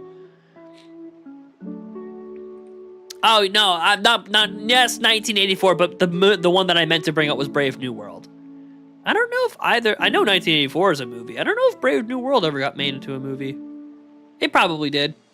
Probably didn't do well. Because people don't talk about it. Personally, I think both are incredibly important stories, but just from like, I don't want to talk about which one's more important than the other, but in terms of like being like emotionally affected while reading said story, I liked Brave New World more. And that just, you know what I mean? I just did. It was adapted. They adapted Captain America and Red Hulk into Brave New World? Oh, is that what the name of the movie is? That's fucking stupid. That's awesome. Dude, fucking what's his hero's name before he becomes Captain America? He's got like bird wings in the movie. I don't know. I know so little about Marvel. Oh my god. Yeah, he and Red Hulk would fix Brave New World for sure. They do it together. Here it is. Can you remind me what Brave New World was about again? I kind of forgot. It's similar to, well, I mean, it's similar to 1984 in terms of it's you know, foretelling of a dystopian future that is slowly encroaching upon humanity, and every year since the book release it's becoming more and more close to what's actually happening. If I remember correctly, Brave New World is a society of people who are all lab-grown test tube babies, and they are all like chemically and psychologically castrated to only perceive positive emotions in order to create peace in society. And there's one bad member of the batch or whatever who ends up being like, his eyes are open, he sees the world for what it truly is. He can't relate to his fellow man because he's not as interested in orgies as his friends are, you know what I mean? It's like, it's been a long time since I read. Last time I read it was in high school, but I remember being like, this is just compelling shit. I don't know. And the more I think about it in broad strokes, I'm like, yeah, I mean, I don't know. Again, I'm not doing a great job. It really is more relevant today. I know, dude. It's like, the concept of like draining your public in apathy in order to create a sense of peace at the consequence of people's fulfillment and enjoyment of life to the fullest extent that people can enjoy and fulfill in life. That's pretty on the fucking nose, man. So yeah, that's why I compare it to 1984, because it's a harrowing story of what's unfolding in real life. It's a good one. I like Brave New World. It's really good. You were in the same high school as me. You also must have read it. Oh my god, why is my eye tearing up, bruh? The Brave New World's so beautiful, it's making me cry. I think the closest thing we get our shows for Brave New World. 1984 and Fahrenheit 451. I have not read Fahrenheit 451.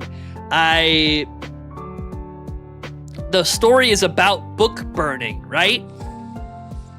That's what I know about it. It's about like the consequences of destroying the past and failing to use it as a metric to learn in the future.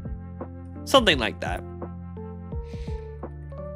I remember there was a post about someone who they were marketing Fahrenheit 451 books, and like built into the back cover on the inside was a match that you could use to light the book on fire.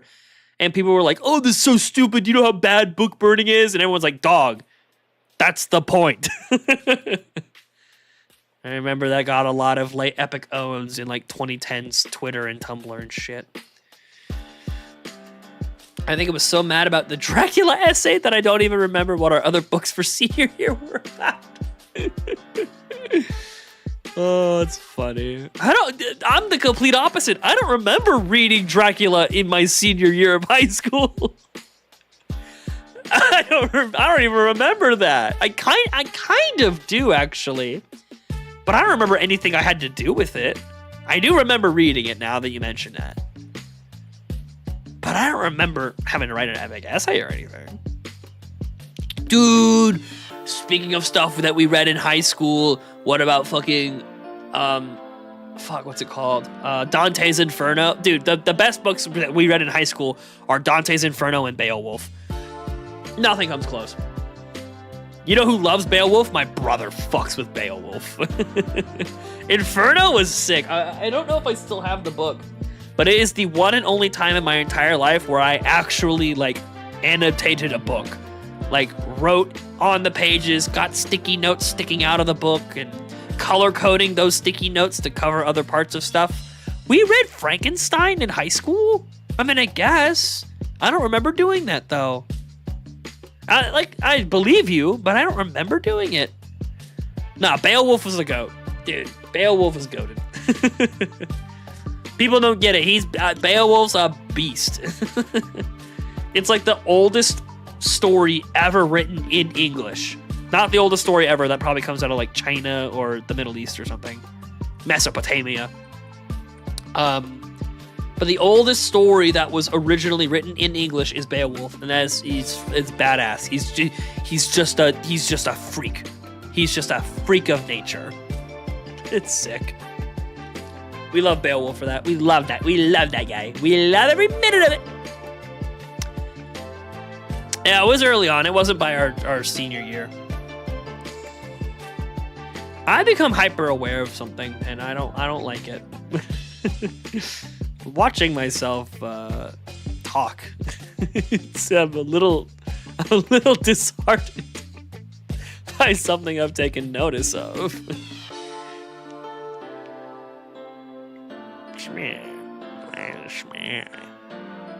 Beowulf kills a fucking dragon with his goddamn bare hands, dude. He's a beast. Technically, the oldest story we know is the Epic of Gilgamesh. Yeah. I think that's the oldest story of anything ever, right?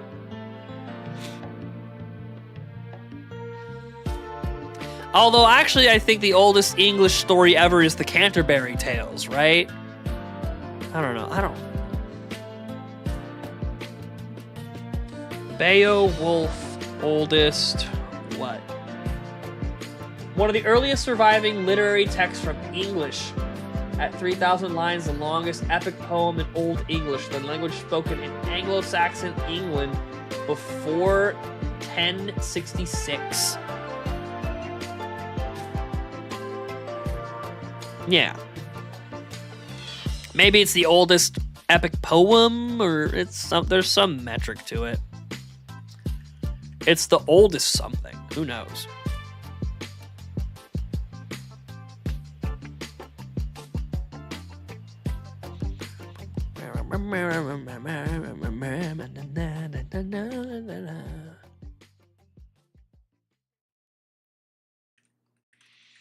We read Oedipus too. Oh, dude, I fucked with Oedipus.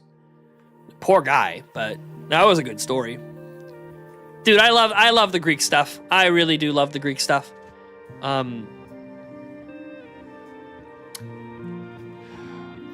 get a little confused. I not that I'm confused, it's more that I'm gaslighting myself to think that I'm wrong. Oedipus is a Greek story that was then retold by Shakespeare. Books I hated reading were anything from C.S. Lewis. Oh, fuck that guy. Fucking, what a pompous asshole, dude. Fucking, it's a common theory that he made money per word that he wrote. And so when you read his shit, he writes like a fucking asshole. He had some good stuff. He had some good hits. His really good stuff is good, but like, fuck C.S. Lewis. I don't remember a Shakespeare play for Oedipus. That's why I'm gaslighting myself. Is like,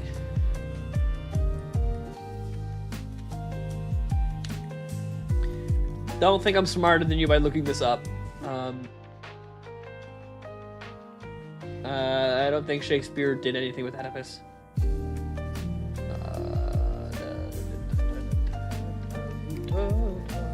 I don't know.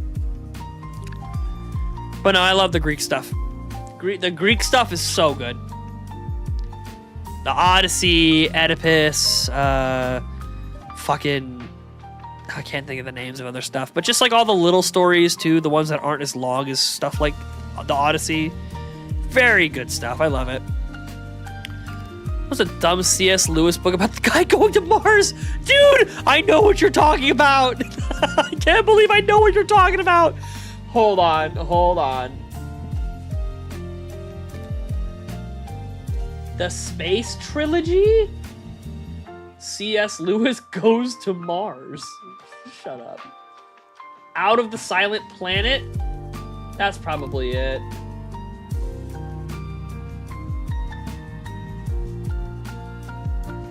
Yeah, I remember Out of the Silent Planet, actually.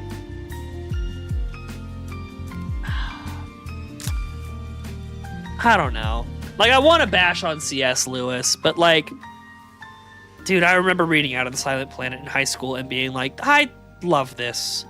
Now, I don't like the way, let me be clear. I think C.S. Lewis is brilliant in terms of like the visions that he has in his head, but like the way that he writes sucks. I hate his prose. His ideas, his concepts, his like philosophy is cool and great. I fucking hate the way this guy puts words on the paper. Like, I hate it. I hate reading C.S. Lewis. He's like George Lucas. Good ideas, bad execution. Yeah, that's pretty. Yeah, that's it. We need to start building a list of people like that, and make a YouTube documentary about people like that. Screw Tape Letters. I remember that name. What is it though? Let me look it up. I don't mind it. We're just shiny hunting. What was this about again? I remember the cover of this book. It's like bringing back like somewhat uncomfortable memories. I don't think I liked it. Christian apologetic novel? Dedicated to J.R.R. Tolkien? Wait a minute. Oh, is this... Why do I remember there's a couple of scenes in that book where it's like nighttime and the guy is sad. That's like the only vague memory that I have of the Screw Tape Letters. And it's probably... Maybe I'm throwing that concept on a different story. It's a bunch of letters of a demon uncle writing to his nephew. That's incredible. See, that's what I'm saying. The concept of that is awesome. But it probably takes like an entire paragraph to mention like, yeah, my skin is red colored.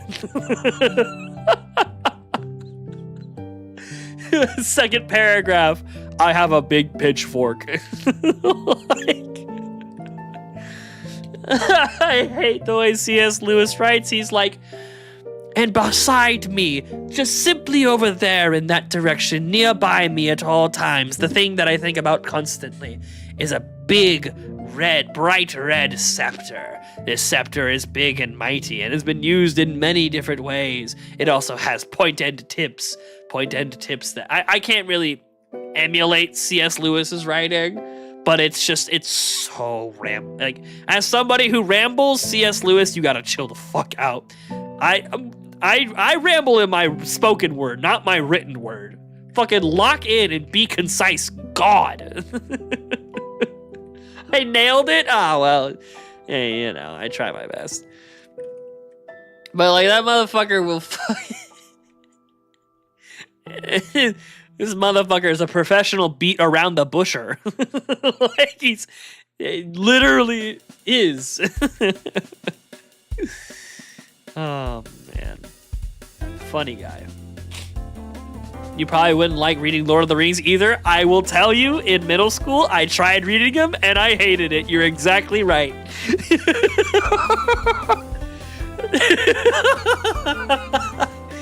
I was like, dude, it's Lord of the Rings. It's going to be awesome. I got like 50 pages in, and I was like, dog, I kind of can't even follow what's happening. The words... Why do people write like this? The only person that I think gets away with it is H.P. Lovecraft in his descriptions of the unperceivable. But like, dog, like y'all gotta get it together. Every leaf's got a backstory. Yeah, dude. I was like, there was some point in time where I was like, wait, I thought the last 10 pages were about exactly what we're doing right now. Did we go back in time? The moment I had that thought, I was like, yeah, I'm done. I was like, dog, no. We're not gonna go back in time to go tell the perspective of the goddamn mound of dirt piling up around the entrance to the brothel. Fuck that. We're moving on with my life. His movie called In the Mouth of Madness. Is it a movie he directed and made or something? Or is it a movie based on one of his stories? Because I will say I only know like one thing by Lovecraft, and I know that he was heavily inspired by the Yellow King, which I think is an incredible concept. I know. YouTuber brain, I watched the Minecraft Yellow King video and didn't read the actual story. It was a movie that was heavily influenced by Lovecraftian. Okay. Like I said, we're tapping a wall that who is it? Is it Edgar Allan Poe who wrote the Cask of Amontillado?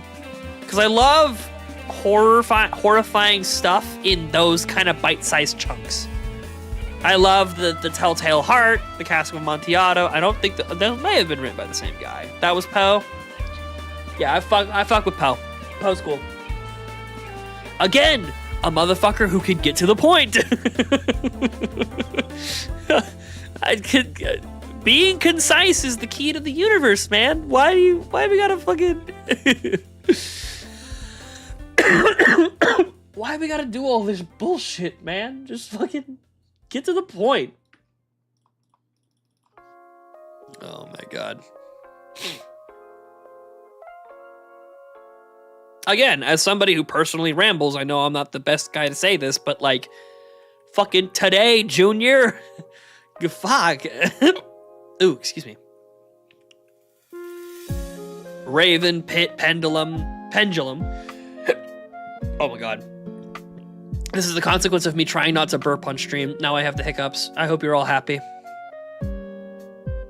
Yeah, I'm just gonna let my burps rip like a fucking proud, loud, disgusting man thing, because now you're gonna have to deal with me fucking hiccuping instead. This awesome short film of Telltale Heart. Yeah, it's called... James, be honest with me. Are you planning on linking me an episode of SpongeBob? Did I catch what you're doing immediately? Be honest with me. They're here! Under the floorboard! Oh, you weren't gonna do that. Oh, okay. I was thinking about that at the same time as you mentioned that. I should have done that. It would. Yeah. That's what I immediately thought of is the squeaky shoes. They're here under the floorboards. Oh, those damn squeaky shoes. Dude, speaking of squeaky shoes, have you ever seen a movie called Kung Pao? Under the floorboards. Mr. Crab, why did you eat them? I forgot he ate them and then had a squeaky voice, and that's the cosmic irony. Classic SpongeBob was the best. But yeah, have you ever heard of a movie called Kung Pao? Have I talked about it on stream before? Probably. I don't know.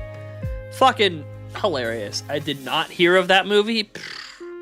So essentially, it's ahead of its time.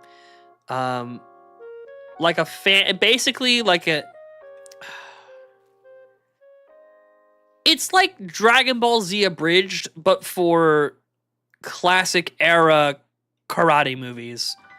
And the guy like superimposed himself into the scenes, and it's just entirely comedy driven. Some of the jokes are a bit not funny, but there's some good ones, dude. Is it a parody? It is a parody. I don't know if you ever heard of, wow, that's a lot of nuts! sounds so familiar to Kung Fury. It might be similar. It might be a similar concept, but it's just like it's Kung Pao they have a guy who wears squeaky shoes, and they were like, we trained him wrong as a joke, and he fucking like they're gonna fight this guy, and he punches him in the face, and he's like, ah, I see you've fallen victim to my face to your fist style. Now here comes my nuts to your foot style. It's so stupid, but it holds a special place in my heart. I love it. I remember that's a movie I watched with my dad back in middle school. It's a fond memory of ours. I like that movie. I don't know. I don't think it holds up to modern scrutiny, but is funny.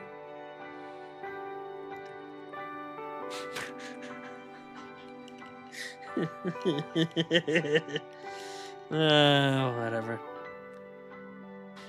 Let me see a picture of Kung Fury. Because I know for certain we're not talking about the same movie. Oh yeah, I remember Kung Fury. That was cool. I remember Kung Fury. Yeah. Well, I'm wearing a hat. Fuck it.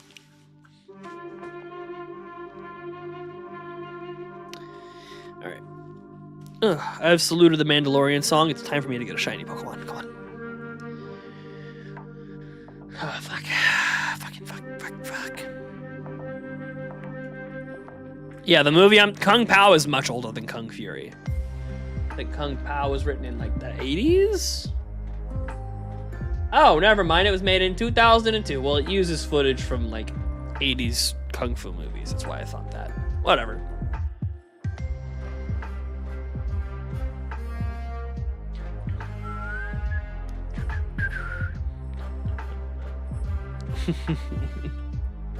I bet you know it from the worst part of the movie. I bet you know it because of the fucking disgusting CGI kung fu fight he does with a cow. If you know any part of the movie, you know that one, and it's funny because that's like the worst part of the movie by far, and everything else is funnier than that by like a lot. But that's what people talk about. You know what? I'm gonna call it all the way out and say it. That movie's underrated. I'm looking at the cast. Oh. You can refer to me as Betty. Ah, fuck it, I like that movie. No, we might have to fucking watch that movie. We might have to sit down in Discord and watch that movie together. Fuck it. That's a masterpiece right there. Might be a masterpiece of shit, but I love it to death, and I will not accept any criticisms of the movie. Which movie? Kung Pao. Sorry, I just got back from peeing. Oh, thanks for letting me know. We're talking about Kung Pao. The comedy abridged style parody where, like, you know, they'll have the bit where a guy, you know, because they're dubbing over Japanese lines, they'll have the bit where the guy goes, hey, what happened over there? I didn't see. You know. Balls of Fury equivalent? Could be. If only I knew what that was.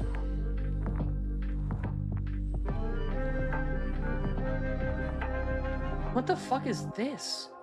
Why the fuck is Christopher Walken wearing that shit? What the fuck?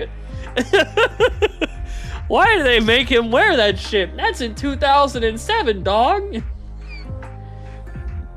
Fucking Barack Obama is about to be in office, Chris. What are you doing? Oh my god. Whatever, it's not funnier than fucking Black Betty.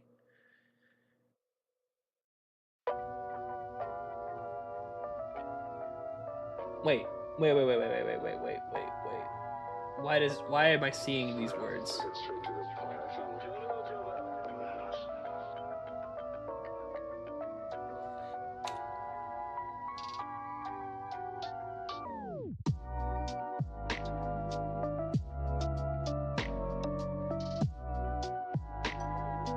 Hold on.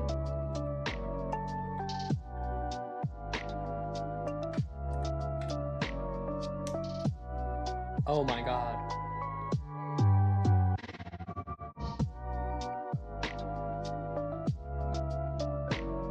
I didn't know that. Oh, I didn't know that. Oh, I didn't know that. Oh, I didn't know that. Oh, I didn't know that. Oh.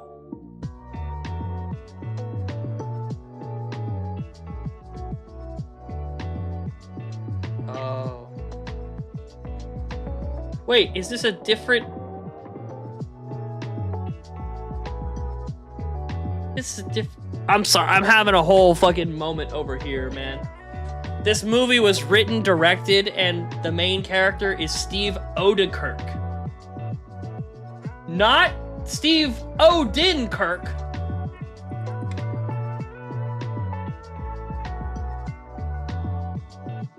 Wait, no, it is the same. Who am I thinking of?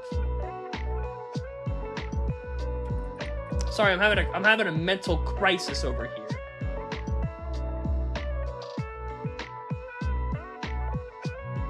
I'm thinking of Bob Odenkirk. This is Steve Odenkirk. I'm sorry. That's why my brain got fucking annihilated. Okay, we're good. Gummy bears or gummy worms? I'm a gummy bears kind of guy. Worms is aight, but gummy bears usually have the flavor. That being said, I don't really eat much of either. Personally, I'm a much bigger fan of the giant blue sharks. The blue raspberry flavor is kind of goated. Oh, hey, it's Giorno's theme. I hope I've been talking over it enough to not get fucking annihilated. Oh, you sent me a 1953 Edgar Allan Poe classic animation of the Telltale Heart. Thank you. I'll give that a watch. Didn't take you for a gummy shark kind of guy? Honestly, normally not. But over the 4th of July weekend, somebody got them from Buc-ee's, and I fucking annihilated that entire bag. And then I came on my way home, I stopped at Buc-ee's and got another one and ate that over the course of like 2 days. I fuck with gummy shark. I'm in a gummy shark mindset right now, I guess.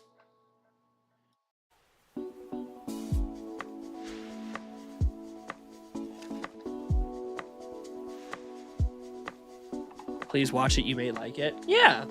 How long is it? Can I tell from here? Oh, it's 7 minutes? Yeah, I'll give that a watch.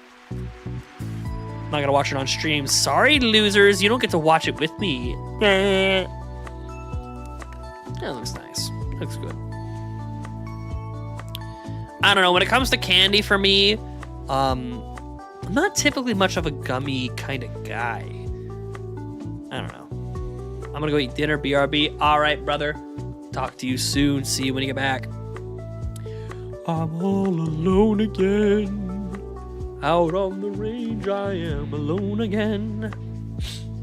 Man, I can do this, right? Almost all of my OG shiny hunts were done by myself. What am I getting nervous about? I'll be fine. And now he will proceed to sit here in silence for the next 15 minutes. When will he next say a word? Find out next time on Dragon Ball Z. Was that a good impression? Be honest. Put it in the comments section and make sure to like the video while you're down there. But go ahead and put in the comment section if that was a good impression and give me specifics on what I can do to improve it. Ooh. I don't think I tell people enough to like my videos. I feel like I would actually be getting some more traction if I did. And it seems a little, you know, maybe I can make a joke about it. Who knows? But like, you know, if I go live and people like the video, it usually will get it some more, you know, maybe YouTube will start promoting me again. You know, who's to say? Who knows? Wouldn't that be glorious?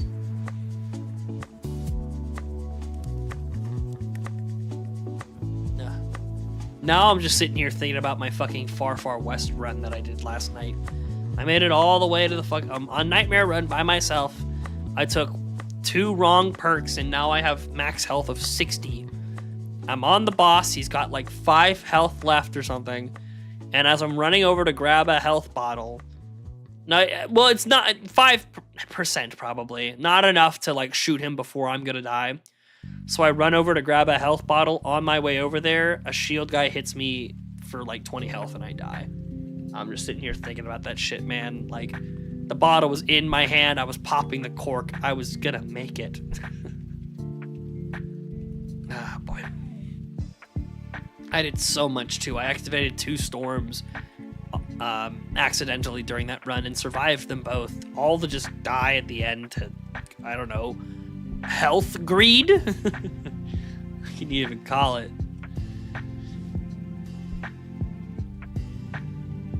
I don't even know what you could call it, man. I died to being a bitch, probably. That's probably it. That's almost certainly it. Oh, boy. How do I look hiding the hair? Get the whole forehead in that one. Yeah, that's probably better. I have wicked hat hair. Wicked. Wicked smack. Not me, I'm wicked damn.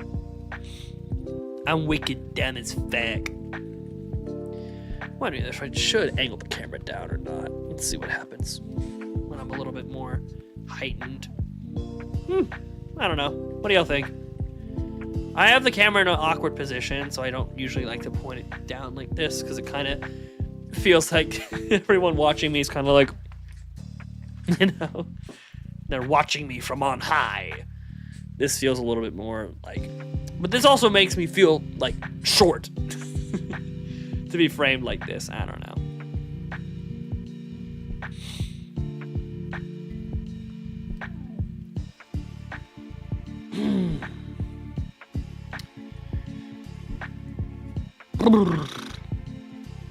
Por patapim. Mia capello teri slim. Or the fuck they say. I don't know. Out of all the stuff that I hate about generative AI, I am a brain rot apologist. I'm not a defender. I'm not an AI defender. I am an I am a brain rot apologist. I will look at that and go, it's kind of funny. I totally get why you hate it, but I don't know. It makes me giggle. It makes me giggle and smile.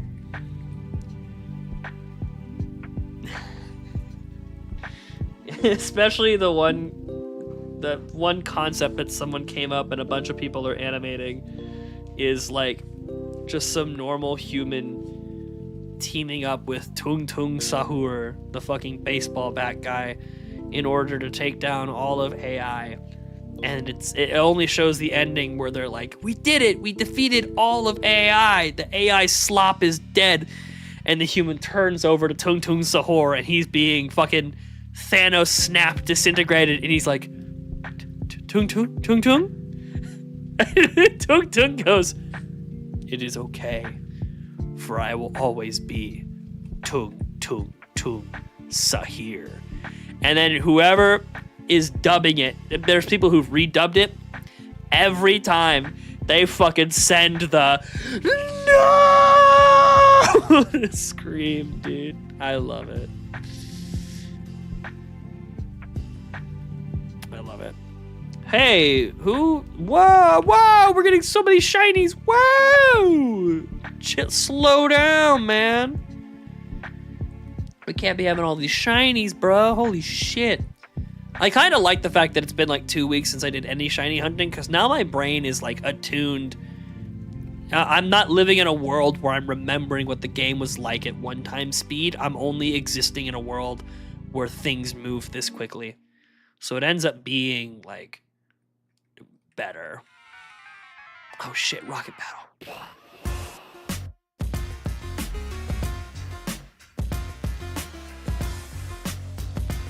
Song seems a little too tough for this playlist, but guess what? I'm gonna leave it anyway.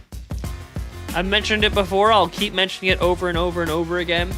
Having some outliers on your playlist is important, because sometimes you click a playlist and you're like, I kind of don't know if I want to listen to this song, and then you hear something that sounds a little different. Your brain goes, oh, that's what I want to listen to. Like, my brain's low-key doing it right now. Like, maybe is it time to up the ante a little bit and go to the mid-energy playlist? I don't know. I'm gonna stick to the light stuff because it feels very like I'm back in the driver's seat again. Like everything feels normal and comfortable here. Oh god, I actually don't know what time it is looking at my computer. It's 9 o'clock.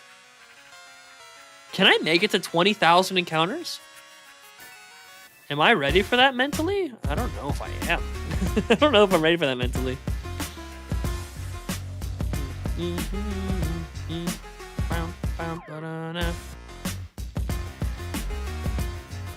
It all depends. I'm gonna cut off at like 10 o'clock, pretty on the dot. So if we're not there by that, we have like an hour, which we could probably do 782 encounters. We could probably do that in an hour at 2 times speed.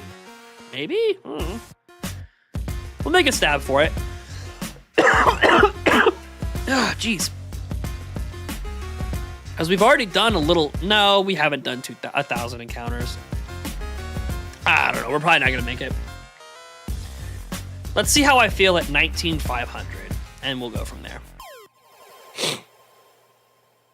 We will approach it from there. Dunk, dunk, dunk, dunk, dunk, dunk, sahur.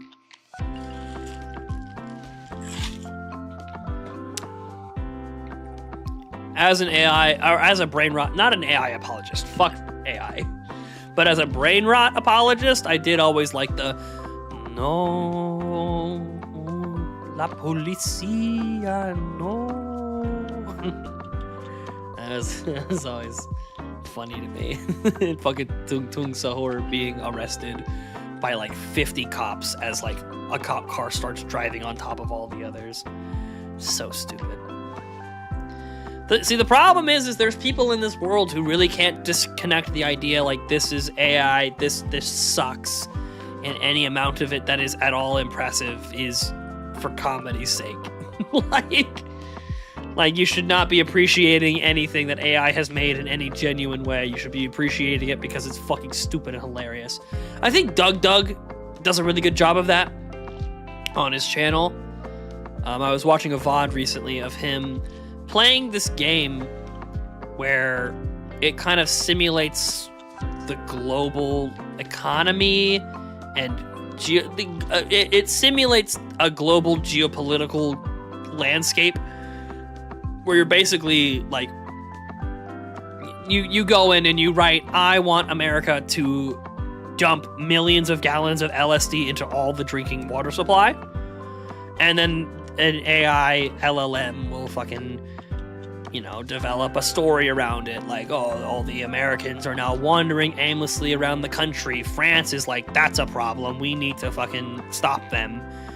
We're teaming up with Ireland and Norway to go invade America to save the planet.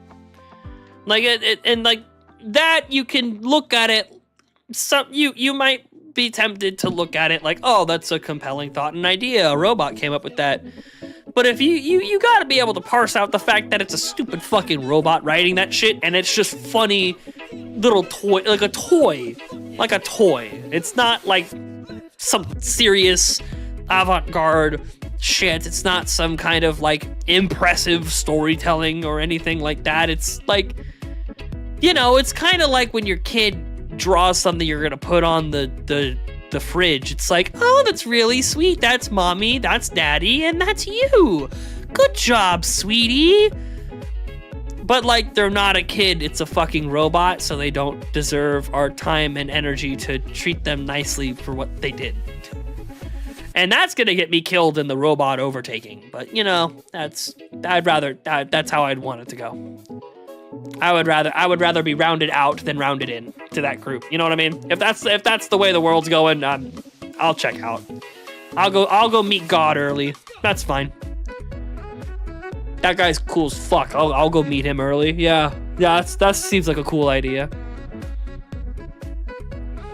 But you can't go yourself. I've never actually really conceptualized that, or maybe I have, and I haven't really internalized it yet. Do you think that's why it's a sin to commit suicide? Because otherwise people would be like, fucking heaven sounds awesome, I'm out of here. You think that's why it's a sin?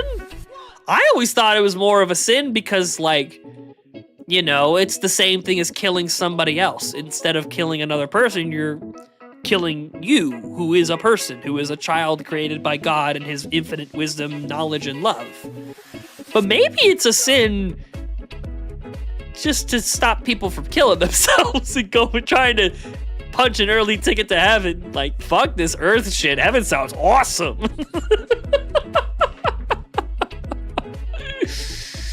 That's a good shout. I like that idea. Don't no one say it's blasphemy to bring any of that shit up, dude. I'm bringing it up from a Christian perspective. I believe this shit. You can call it ignorance, but it ain't blasphemy. I'll accept it. I'll accept that it's ignorance. I just don't know what the hell I'm talking about because I'm a dumb piece of shit. I mean, you're right, so that's probably what it is. But I see anyone saying it's blasphemy, you're gonna get your head chopped smooth off. I'm gonna get like a really blunt rock. I'm gonna cut your head off with a water bottle. I'm gonna cut your head off. I'm gonna cut your head off. Really happy song about beheading your ass. Kind of clocked in like, yeah, wait, we're sitting in a big lounge while we're talking about jokingly in Minecraft beheading my viewers. Yeah, man. Dude, speaking of my viewers hating me, where's the guy who wants me to kill myself? Where'd he go? I miss him. He was funny. I'll say it now that, like, he's probably not around. If he ever does come back and it's ever proven that he is not one of my other viewers on an alt account. Or, like, here's my perspective on what that guy was. For reference, I think it was no, I don't think I brought it up in a shiny hunting stream, but I got a comment on one of my videos that said I should go unalive myself, and my perspective, my thought on that is a badge of honor. That's like, oh, I'm a real-time YouTuber now. Oh, yeah. But here's my perspective on what it probably is. One, is it somebody who knows me in real life that I haven't been in touch with for a very long time. I'm not thinking of anyone in particular, but it, like, let's just say arbitrarily somebody from that I knew in, like, high school, or one of the people that I knew on Discord because of my ex-girlfriend, just trying to fuck with me. For that reason, until they say something that I think is ban-worthy, I would keep them around for comedy. They are now the court jester. Two, it's one of my viewers who's on some alt account, which I personally think would be the most boring answer. That being said, until they completely oust themselves in that regards, they will be kept around as a court jester, because that's funny as shit too. Was there a third one? Or was there a fourth one? Because I know what the third one is, that it's just a genuine random dude who just started watching my video, who watched a couple of my videos, or hell, maybe even just saw one and decided, this is the guy I'm gonna fuck with. That, to me, is the funniest. And, like, I get, like many of these other things, not only will he be kept around until he says something that I have to ban him for, but that's like, I would want that guy in every stream. I would want a guy every stream to come by and tell me that I suck, that I'm some 30-year-old loser who doesn't have a job and lives with his parents. That he came by in stream one time and said that shit. I was like, dude, I'm having so much fun. I want a hater, bro. That'd be awesome. I want a hater. Hell, I'd take multiple. I don't give a shit. I would love that. As long as I got people who like me, I don't give a fuck. And honestly, even the people who like me don't like me anymore, I'll keep doing this shit. Like I said, this is for me. When it stops becoming not fun for me, that's when I'm done. That's what it is. That's the whole deal of this. Once it becomes like, oh, I have to fucking stream, And then not so much that, because I already have apprehension to starting things. But like, if I'm ever on stream, like, fuck, dude, I don't want to do this, and I start feeling that like every time I stream, that'll be when I go on a break. That'll be when I'm like, I'm hanging up the hat for a while. We're gonna give this shit like a week or two's break, probably maybe even longer than that. We're just gonna cool it off for a while. But yeah, one fucking guy coming to my chat calling me some fat loser who lives with his mom, and I gotta change the dial. In fact, that might breathe life into me. I might ride that high for a while, dude. That's awesome. And again, for any of those reasons that it's someone who wants to hate on me, all of it sparks joy in me. All of it sparks joy in me. All of it makes me happy. That being said, I do wonder if he's ever gonna come back. He showed up one time, I think, because like, here's my theory, is that it's Pop. First of all, he has a habit of making alt accounts and doing shit. And let me be clear, if this is Pop doing it, I don't give a fuck. It's a good bit. It's a good bit. I don't want everyone doing it. But like, if it's one guy who did it once, then that's comedy. Well done. But he has a habit of making alt accounts and being like, oh, I don't know that guy. And like, it wasn't like the guy showed up, said a couple messages, left. Pop like joins 2 or 3 seconds later and says, oh, damn, that just happened. I wonder if I should ban him or not. And I was like, yeah, whatever. Don't do what you want, but whatever. I don't give a fuck. I do wonder. If it's not Pop, I do wonder if he banned him. I don't know. I could probably look it up. I'd have to look up how to look it up. Which that seems embarrassing to do, but I have to do that shit at work every day. And that's why I'm not gonna do it, because I don't like having to do work shit at home. That's why I like playing Pokemon, shiny hunting for a shiny that's definitely gonna come, guys. Oh. Hey man, you ever think about the fact that any one of these 19,290 Pokemon could have just been the shiny? I'm just saying, man.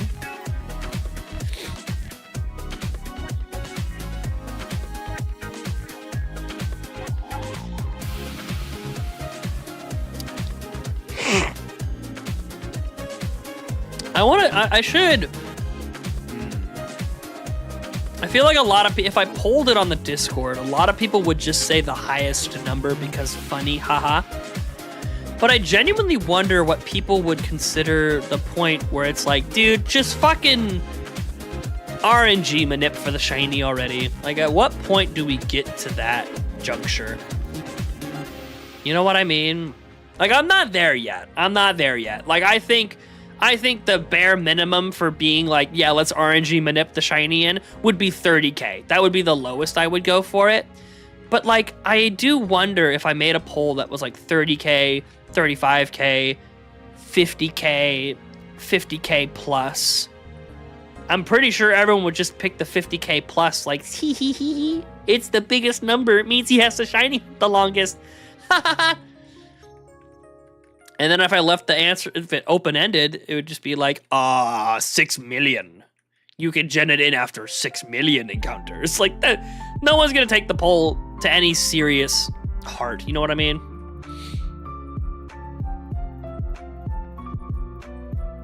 What if I make the 50k answer like a trap answer? Like, actually, it was 21k in disguise. Okay, I guess we'll do it in 1,000 encounters. Thanks for the update, guys. I'm doing what the community wants. That'd be fucking sick.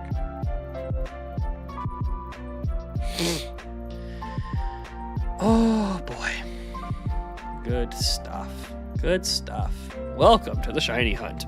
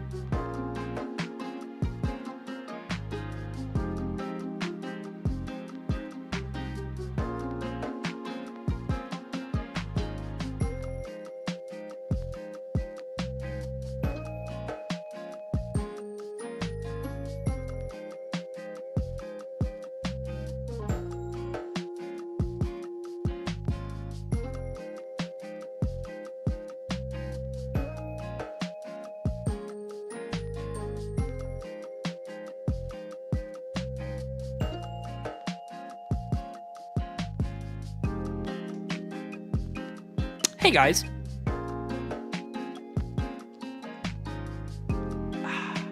I've been muted for quite a while, huh? Mind if I go listen to my stream and figure out how long it's been? Oh, it's been like less than 5 minutes.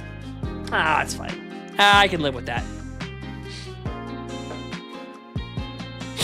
I can live with that. That's a little annoying, though. I mentioned, I think the only real thing worth mentioning is the fact that we probably would have gotten shiny Marill by now. Yep, I think I clicked mute on my mic button and didn't click the unmute. Lol. Or maybe I think I reached for it. I remember reaching for it, but I guess I reached for it twice, once to turn it off and once to turn it on. But I guess I just didn't click it again. Oh well. That wasn't that long. I can live with that. That's fucking silly. I hate making little mistakes like that, man. It's like, fuck. I get I'm not a professional here, but that's just a dumb mistake, man.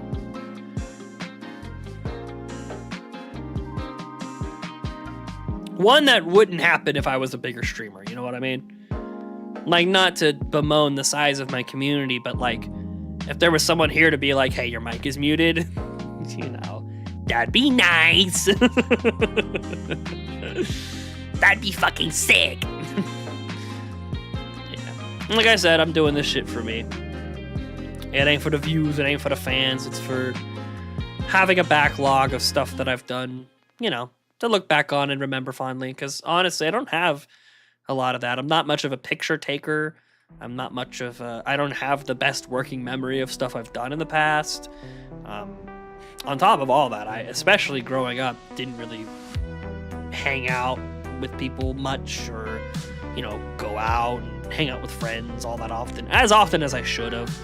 And, you know, as often as I do nowadays, which is, again, not the most often, but, you know.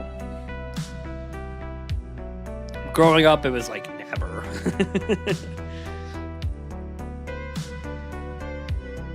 So, you know, it's nice to have something that I can, an era of my life that I can look back on. And honestly, a pretty tumultuous era of my life, too. I've really undergone a lot of changes since I started doing this a year ago. If only I had caught the year prior as well in this whole streaming shindig, that would be sick. That'd be cool. But I didn't, and it is what it is. Probably wasn't mentally ready for it anyway, but like, that would have been something, huh? Yeah, if I was streaming fresh off of my breakup, it would not have been a vibe.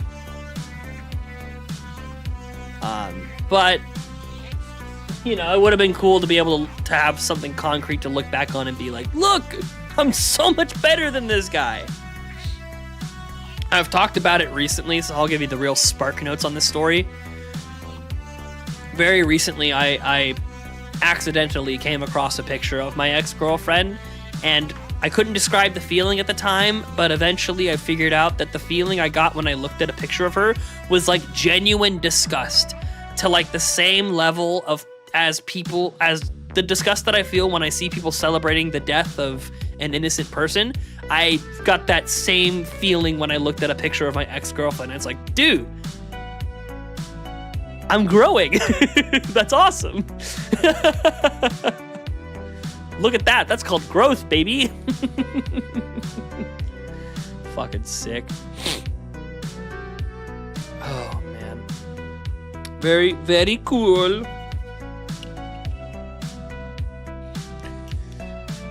Oh, man. All right.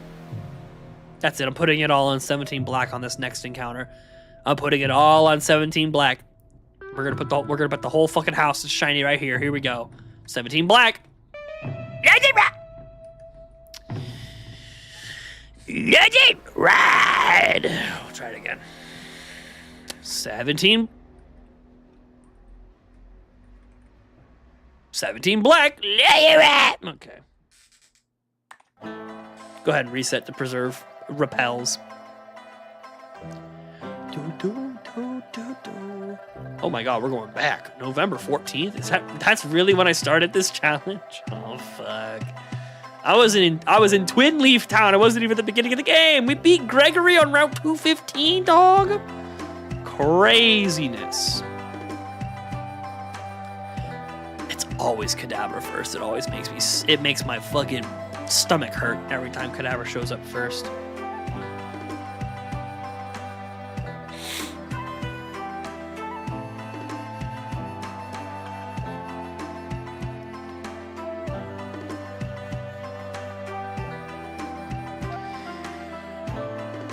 Oh boy. Yeah. I was already yawning while people were here talking in chat. Now that no one's here, brother, I ain't making it past 19,500. That has now become a hard cutoff. Fuck me, I'm old, I'm brittle, I'm tired. Turtwig. You know what, Turtwig, you want to ride too? Let's let it ride, baby. Oh fuck, you really can't fit under there, huh? I've done that with another Pokemon before. You fit there? You gotta... Hey. Brain, can you tell me how to do this right?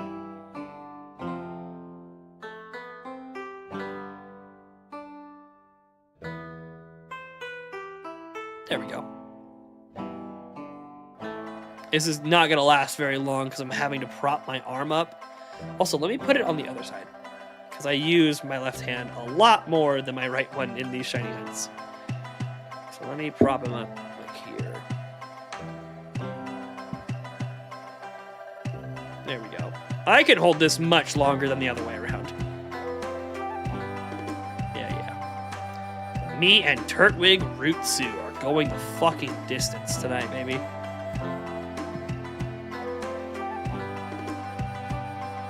Never mind. That's fucking stupid. You're supposed to be my ride or die, bitch! What are you doing? What are you doing? You blew it! Oh my god. God, can't immediately assist. Man. Ah, just like my ex. Just when I thought we had a good thing going. Adios con bye-bye. Oh, that's fucking funny. God, I'm actually like, oh, it's actually gonna be like a little painful to get to 500. I'm gonna push through and persevere, but like we're done. We're done. The tank is on E. There's gonna have to be something that happens to revive me. Oh man. One of these days, we're gonna record instead of do it live because I need to show that I can do this for a long stretch. But like, when I'm already this tired after a stressful day at work like it was today, yeah. Like I'm not gonna be one who's like, oh, my job is I'm so stressed and tired. My job is hard, guys. I'm not gonna be one to do all that shit. But like, it was a particularly energy expending day. And so I am, at the end of it, I am tired.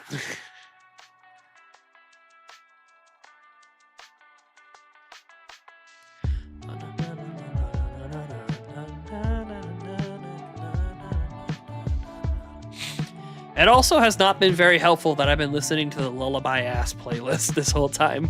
That hasn't really helped my cause. And from personal experience, I can tell you, changing the playlist can amp me a little bit, but it ain't gonna get me any further. So, that feels like a perfect time to try it now. It'll get me to the finish line and not much further than that. Oh, that's the wrong playlist. There it is. Damn, that's really far down. God, it's been a while since I've used this playlist, huh?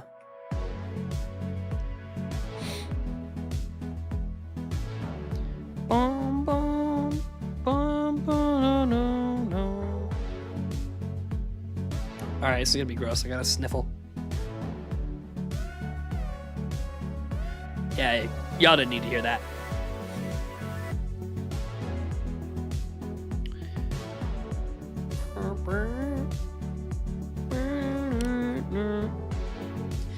Best part, it didn't solve anything. I thought these sniffles were gone. They're back. No! I fought them for so long. Maybe that's why I feel tired. Maybe I'm actually sick. Oh, that'd be so solid if I could call in sick tomorrow. I'd feel like a fucking champion.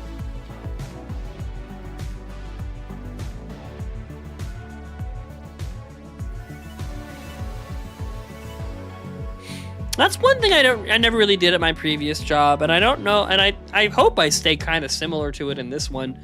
I'm not one that, like, calls in sick or, you know, uses PTO in, like, a dumb way or whatever. I kind of just exist. I just kind of show up to work because it's my damn job to do, and I'm gonna do it. Be there and do what I need to do my job.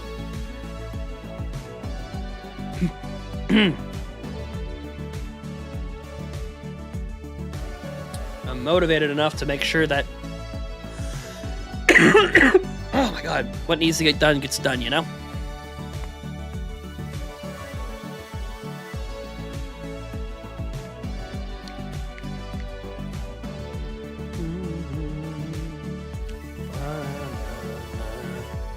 But no, I am definitely still tired. Oh my god! Oh, it was ridiculous. What the hell was that?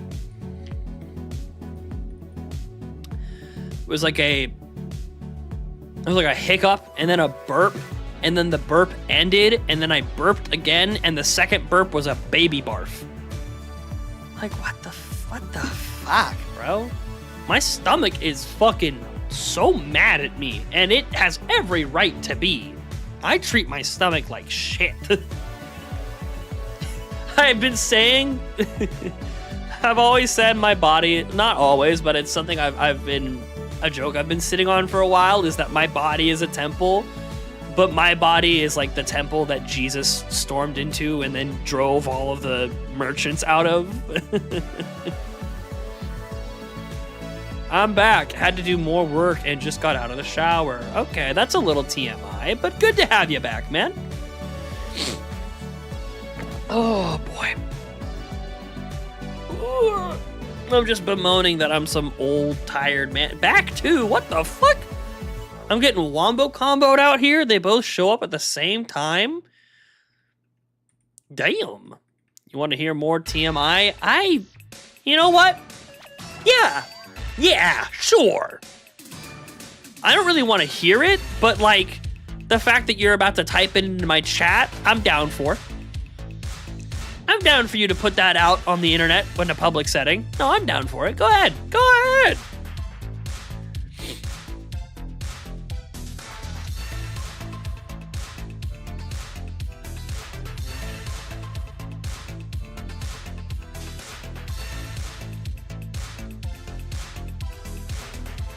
Oh, I think I stage frighted him.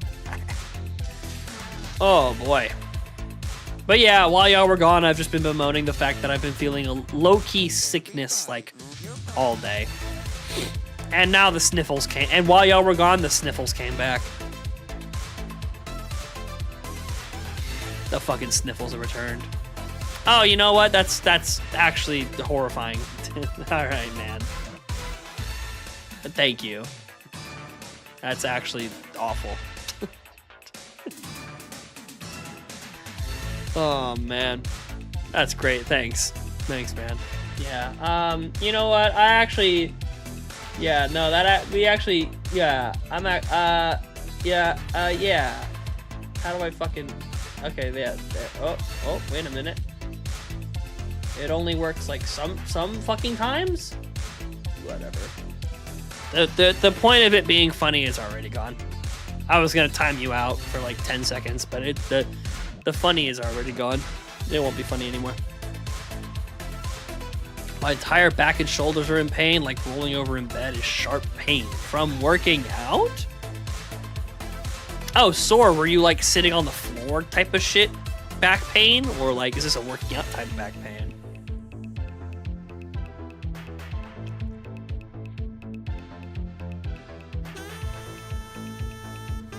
working out pain.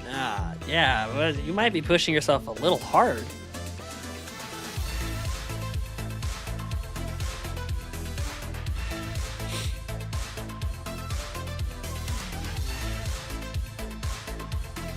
Like, it's been a while since I worked out, but like, you shouldn't feel sharp pain laying on your back after working out. I know you can work your back muscles with like bench presses and shit, but like, if you work out enough and don't feel sore, you didn't push yourself enough. Okay, I can agree to that. Is that what Gurren Lagann says? You know what? Yeah, my bad. My bad. You know what? You're right. My bad. Grit your damn teeth. Do what you need to do. Get her done. I guess I never really worked out hard enough, because I definitely never worked out to the point of like I couldn't lay down on my back because my back hurt too much. Fake Gurren Lagann fan. Yeah, my bad. My bad. Honestly, that's less about my standings as a Gurren Lagann fan and a lot more of my standings about being a fat piece of shit. That's really what it boils down to.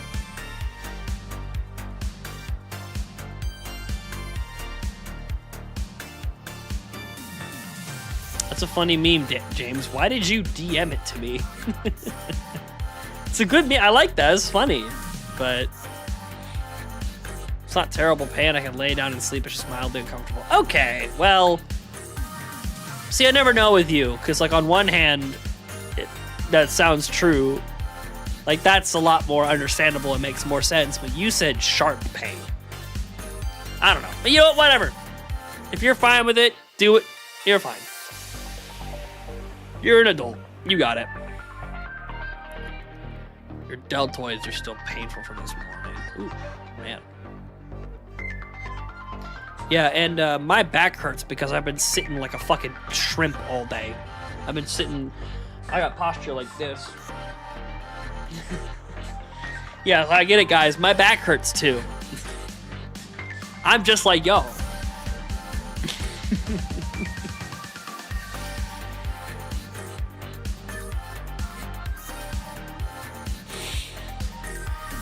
Oh, I still think 500 might be my cutoff for tonight. Yep, exactly, James. Again, you're like that. Is a shrimp in a chair. That's what I look like. I only get sharp pain when rolling around, which I do a lot. Yeah, yep. Oh, I spend a lot of time not being able to sleep in bed, and I do a lot of rolling, especially before I go to sleep. So, like, when my lower back was hurting, or when, like, I pinched... Whatever I did to my lower back, it's better, by the way. It just kind of undid itself.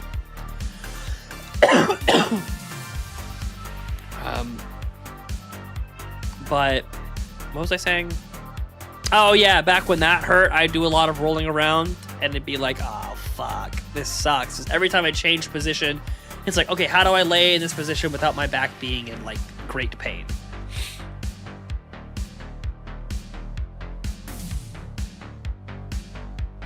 Yeah, dude, this guy is, like, a medicine man. He kind of knows these things.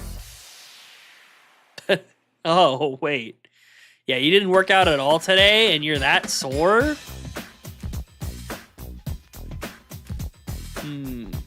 See, again, I'm not talking from an area of great experience. I was in really good shape for, like, 2 months of my life in college. You're painfully sore the day after? Really? That does make sense? Okay. Well, like I said, if you know better, then yeah, fair enough. Okay. I acquiesce to your greater understanding.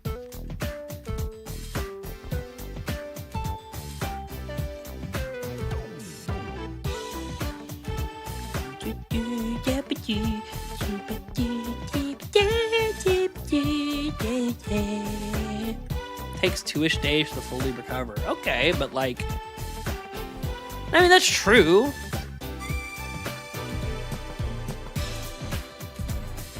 why I'm gonna hit the gym tomorrow. Hey, there you go. Could go by faster if you eat protein and potassium. That's also true. I'll be sure to bring a banana with me tomorrow to my workout. Actually, I should probably have a banana the morning after, huh? Workout, get sore as shit. See, what's gonna happen when I work out is I know it's gonna be less about me being sore and a lot more about me just being exhausted. Because I know a lot of my health problem is gonna be the part of my health that's gonna be the most problematic and the thing to tackle is cardiovascular. I already know it.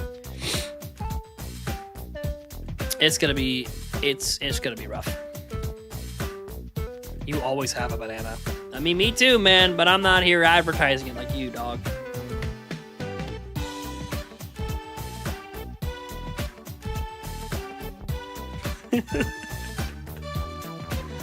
Just like a shitty bit like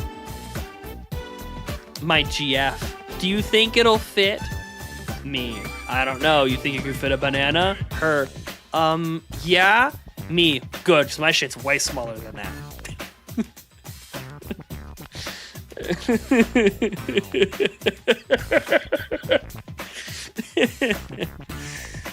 We all have bananas besides the chud on screen. Dude, I got bananas in my fucking kitchen right now. I don't know if you mean that metaphorically or literally, but I can prove one and allude to the other. I was gonna say prove both. It's like I'm not gonna prove that one. I don't think so. The way I've been sitting in my chair, that I'm looking at the shrimp picture that James sent me. My banana might be looking like him right now, all scrunched up.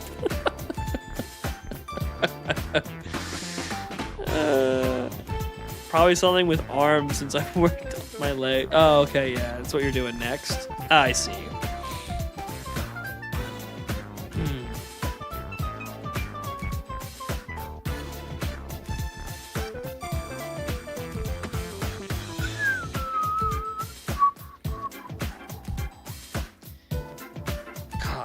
Shout out to Joshua Morse. He's the fucking GOAT.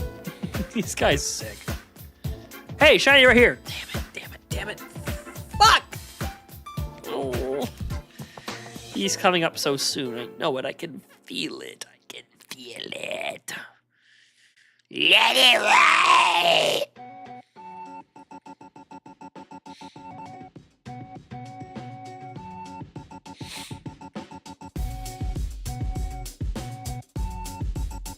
One day you will forgive me. It's kind of a hard line. It's also a little cliche, maybe? I don't know. Just sounds kind of like generic bad guy line number 5, but it is a hard-ass line. It seems like a line that a lot of villains could say. You know what? That's what I mean. It's not grossly Doctor Doom specific. My favorite line from Doctor Doom is the it's context driven, so spoiling comics, I guess, whatever. There's one point where Doctor Doom has all the Infinity Stones. Not every line can be I want sharks with laser beams. I know, man. Not everyone can be the GOAT. But one of my favorite lines from Doctor Doom is he has all the Infinity Stones, and Thanos is walking up to him like he's gonna kick his ass, like, I'm the mad god, I'm the Titan, I am going to beat you no matter what is at stake, because I am the greatest, no one can stop me, especially not you. And then fucking Doctor Doom from the front grabs his fucking spine, pulls his spine and his skull out of his body and turns his body to dust and goes, that seems unlikely. Fog. I think it says it like, that seems unlikely. That's pretty cool. That's pretty cool. Yeah. Is it the whole skeleton? I thought it was just the spine and skull. But that's pretty... Dude, if he does that in Doomsday... Yeah, so how is this shit gonna work? Because, like, has anyone ever actually taken the time to think about what the hell Robert Downey Jr. is gonna be like as Doom? Has anyone thought about this at all? He can't do the whole Iron Man thing, which is like what he's fucking known for. He's gonna have to be like completely different. Like, what the hell is he gonna do? Also, is it not weird to have a character who fucking died in the movie, in the series, come back as a different character? Like, is that not, like, I guess that's why they announced it so ahead of the movie's release, so that everyone would be kind of over it by the time the movie actually comes out, but, like, that still seems really weird. He played a great villain in Oppenheimer, so I hope it works. His character in Oppenheimer was very compelling, I will agree. But it is so...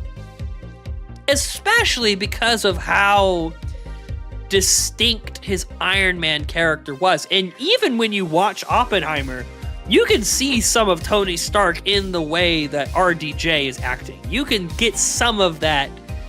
You can see a little bit of it in him there.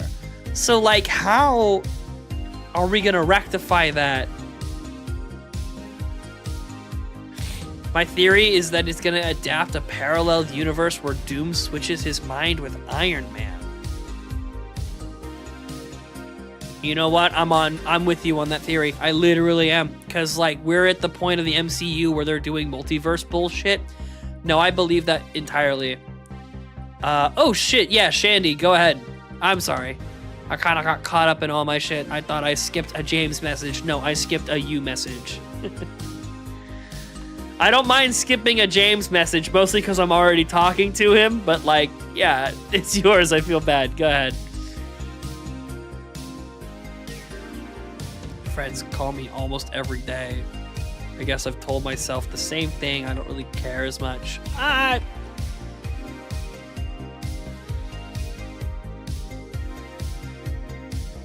You're not the kind of person to tell people if something bothers you, which is what I was gonna say, is like, if it bothers you, you should tell them.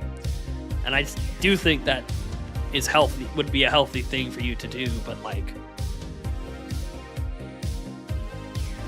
at the same time, I don't want you to internalize that, you know? Because if it does bother you, then it does bother you, right? But, like...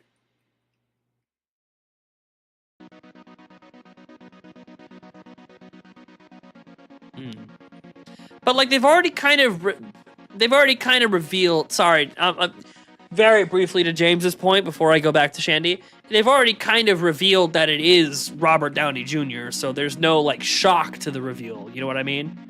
That it is just Iron Man as Doctor Doom. Maybe for people who don't know the comics, but you know what I mean.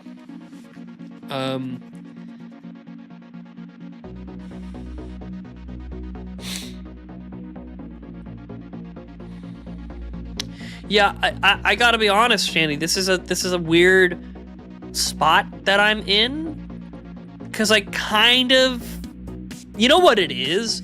I kind of get what you're going through, but I have not resolved it myself. I just kind of let the problem grow out around me.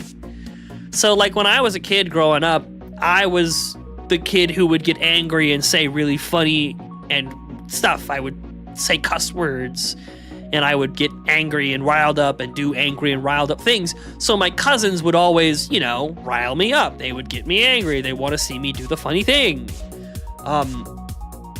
I think that's kind of stayed in place to this day, to some capacity, but, like, you know, that's a little different nowadays. It's a different. They just want to see me look foolish and silly nowadays rather than being angry.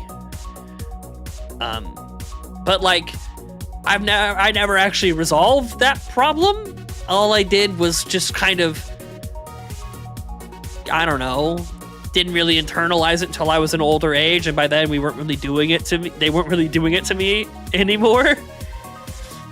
I don't know. So it's like I've had a similar problem that I can relate to, but I don't really have an answer. I don't know. Not to say that what I did was the right way to handle it, but like, oh, James, that's interesting.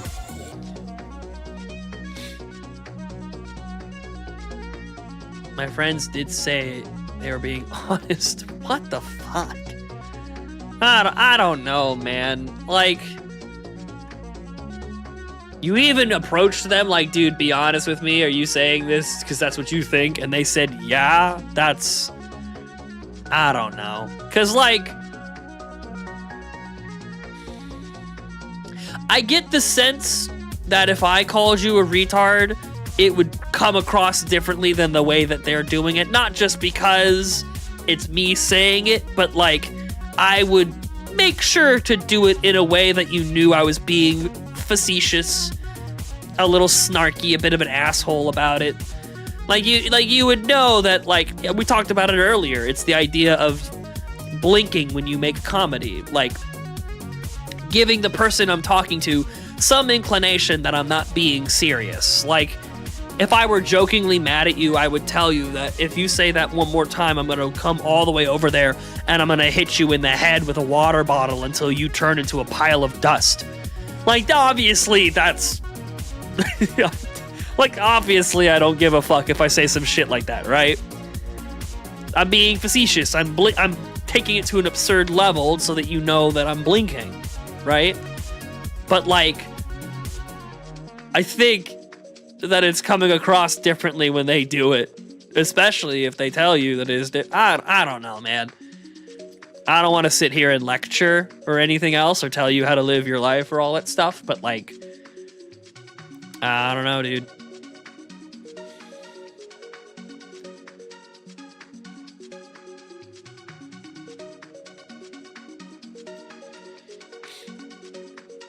I don't know. I mean, because, like, if they are your friends and they respect you and you tell them, hey, can y'all, like, not call me that anymore because it bothers me, they'll respect it. I imagine you'll get a couple situations where they'll say it again and then be like, oh shit, my bad. But, like, if they're good friends, they'll do that. That's not... You know what I mean? And if they don't, and they don't give a fuck when they do it, well then... I don't know. That doesn't sound like good friends to me.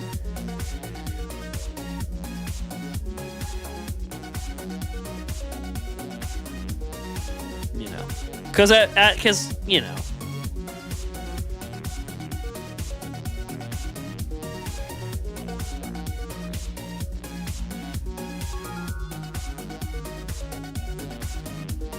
No, I mean, I get that, because, like when you spend time around friends, it's common to kind of make digs at people and into, you know, be intentionally rude because that's your homie, that's your brother. Like, if you heard the way I talk to Weary, right? The people at work talk to him like 5 times worse than I do. Because I'm not as comfortable in being that mean to him, you know? Like... But, like, that's what you do around your homies. That's what you do around your best friends. Those are the guys you rag on the most. You fucking give them shit for nothing. I'll call Weary a retard because he fucking doesn't know what button it is to reload in a video game. Like, you know what I mean? Like, that's just shit you do with your close friends. But at the same time, if Weary ever came to me and being like, dude, can you not call me that anymore? I'd be like, sure, man, fuck, sorry. You know? I wouldn't be like, oh, well, yeah, you're being less retarded, so of course I'm going to call you that less. Like, that's fucking ridiculous. That's ridiculous. I don't know. Babe, I don't know. Here, let me get some more context. Are they calling each other terms like that? Is it going around? Like, not even, maybe, like, I don't know. Do you call is one of them constantly called like a chud, or one of them is constantly called a womanizer? Are there like certain things that they're calling each other as well? Like, did you get, did this guy get labeled virgin? Did this guy get labeled dipshit? Did you get labeled retard? Is that what happened? Because like because a little context, I don't know. Okay, so it seems like it's a term that goes around, but you're probably maybe the genesis of, I don't, you know what? No, I'm not gonna assume to know all that information, but it seems like it swings towards you the most. Right, okay. See, that's a bit of a weird one because they're all kind of doing it to each other as well.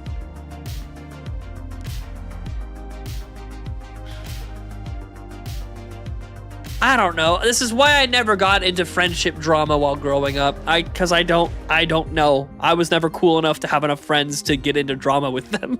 You know, I was too much of a fucking retarded chud. Sorry, I was probably, I don't know. Does that seem, I don't know. That was probably the wrong time to make that joke. But, L. Joseph. Dude, Tanaka Bliss? Damn, I do have to start streaming on Twitch more. Dude, it's been a long time since we've seen you, man.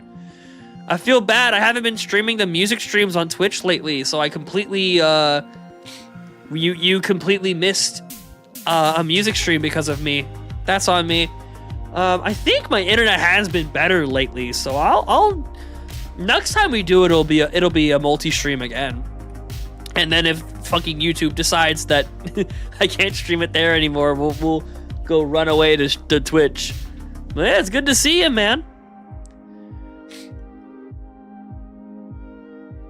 If it makes you feel any better, you're now tied with James in terms of stream wins. So next Wednesday. Next Wednesday is when your next chance to beat him will be. Why does he have a question mark? He has a question mark because this is not the first. I don't have the other one on me. This was not the first Joseph that we caught, so it was kind of a ploy to get people to be like, "Wait, this one's different." I tried to subtly, you know, it was a subtlety thing that I did a couple months ago. It was an illusion, a trick.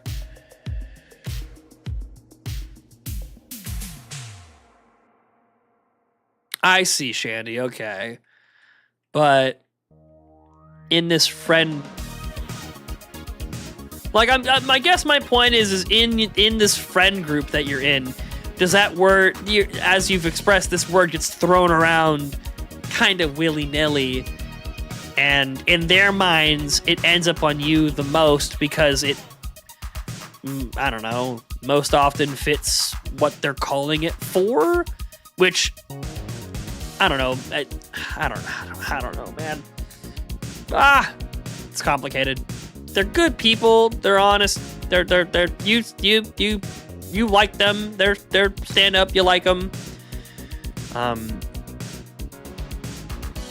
don't know. My thought would I don't know. My best advice is to play it moment to moment. Like, if it starts to bother you in the short term, bring it up and be like, all right, y'all can chill out with that a little bit. But, like, you know, I don't know. That's why I think it's confusing, because, like, it does bother you. I feel like you should bring it up when it bothers you. I don't know.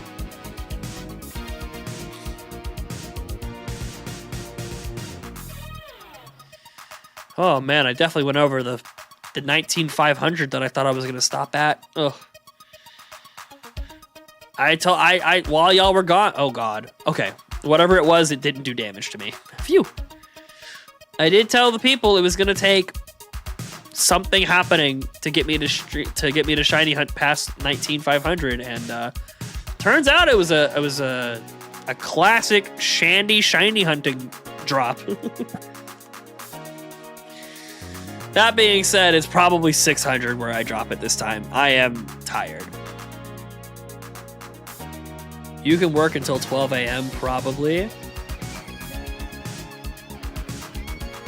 What does that mean? Wait, what do you mean I can work? Oh, no, I got it. I see. Nope, yep, I see what you mean. That being said, probably not. This fake job that I have really does tire me out, so I really do need to, if I'm gonna balance them, I need to not, you know. See, I'm so tired, I didn't even catch that. I didn't even catch what you were doing there. And I figured it out eventually.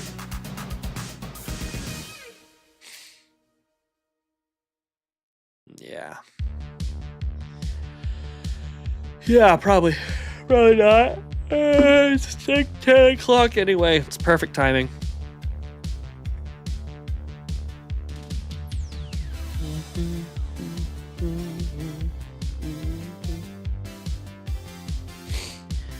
So yeah, I meant to, I was gonna wait to announce it a little later, but yes, the next Hump Day Bump Day, again, gonna be on the side channel on YouTube, but it's going to be on the Twitch stream as well. Perfect time to do an all-nighter? Oh, absolutely, man. No question. When I find out when I'm going to be spending time with my brother-in-law, I'm going to plan around it and do just a real slobber knocker of a late-night stream the next day. If it's, or the other day of the weekend. If it's Friday, it's going to be interesting. If the running it deep down mid stream and going late at night is going to be on that Friday, it's going to be, there's going to be at least 1 to 2 white monsters in my future, and no, I just won't be taking off my pants, so you'll only get to see the other one.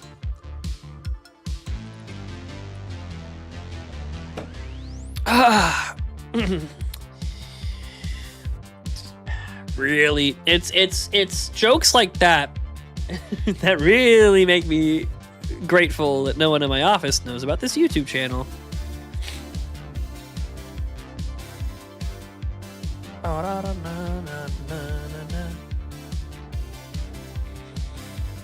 There are little breadcrumbs that I leave here and there if someone were to hack all my accounts. That's neither here nor there. If they were to look at little personal notes that I make. I have a lot more to vent about. I know I can do it anytime.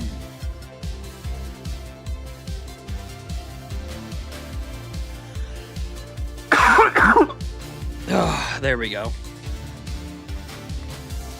Hey, man. I know you've been going through some shit mentally lately. I want you to know that you're thugging it out and you're making shit happen. And that's aspirational. That's inspiring. You're working hard to achieve your goals, and that's sick, man. Keep up the good work. And to all of you as well, I know life fucking sucks cock and balls. Is bullshit. And we're all working hard to make this shit work out anyway, and that's awesome. So I'm glad we're all here tonight to come hang out with some idiot dickhead accountant who streams Pokemon on his off time. So just kick it, chill, enjoy some good vibes, enjoy some good music, laugh at the fact that there's been 19,598 Pokemon that have shown up on this screen, and not one of them have been the shiny Pokemon that I wanted it to be. So I'm glad we're doing it, and I'm happy to be doing it. But folks, let's start the one more. We got one more repel and then one more encounter when that wears off. And then that is going to be the stream tonight. Okay, well, right at the 600 mark. I could have just ended it right there. That would have been better. Damn. Oh, well.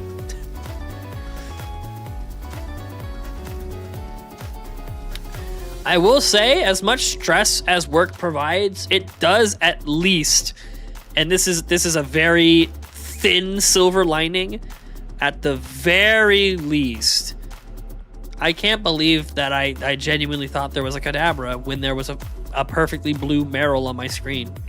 Anyway, I will say it's a very thin piece of silver lining that at least working provides some amount of structure to your day. So, like, you are not allowed to bed rot. Like, that's a very thin silver lining, but you can make something of that. Like, for example, you're using that time that I'm already up, might as well go work out again today. You know what I mean? Like, it's leading to some positive stuff. So that's good, you know? Oh, man. Oh, I can't wait to get this fucking light off my face. God. I talked about it earlier when no one was here, but seriously, if you've never done it before with a bright ass light sitting in your face for 3 hours, it is... It's a heater. It's a heater. And turning it off, I swear to God, it feels like someone like has been pressing on the sides of my temples, and then when the light goes off, it's like they let go. And I feel like a comfort in my brain. I hope you sleep with a warm pillow. Man, I hope you sleep with a cold, wet blanket. That's fucked up. Warm pillow? That's crazy. That's what she said. Okay, fair enough. I get it. Good one. God damn, I'm tired of shit. Folks, it's been fun. It's been nice. We gambled. We let it ride. And it didn't fucking go anywhere and get us a shiny. But that's fine. We're used to that at this point. Folks, it's been fun. I had a good time. I hope you had a good time as well. I will see y'all in the near future. Some other time this week, there will be some kind of stream. Again, I don't have any plans for that other than to sit on camera for a while and talk, you know, hang out with the people. But until then, peace. Goodbye. Fucking get the hell out of here. Go home. I want to be alone. Go away. Go. I'm gone.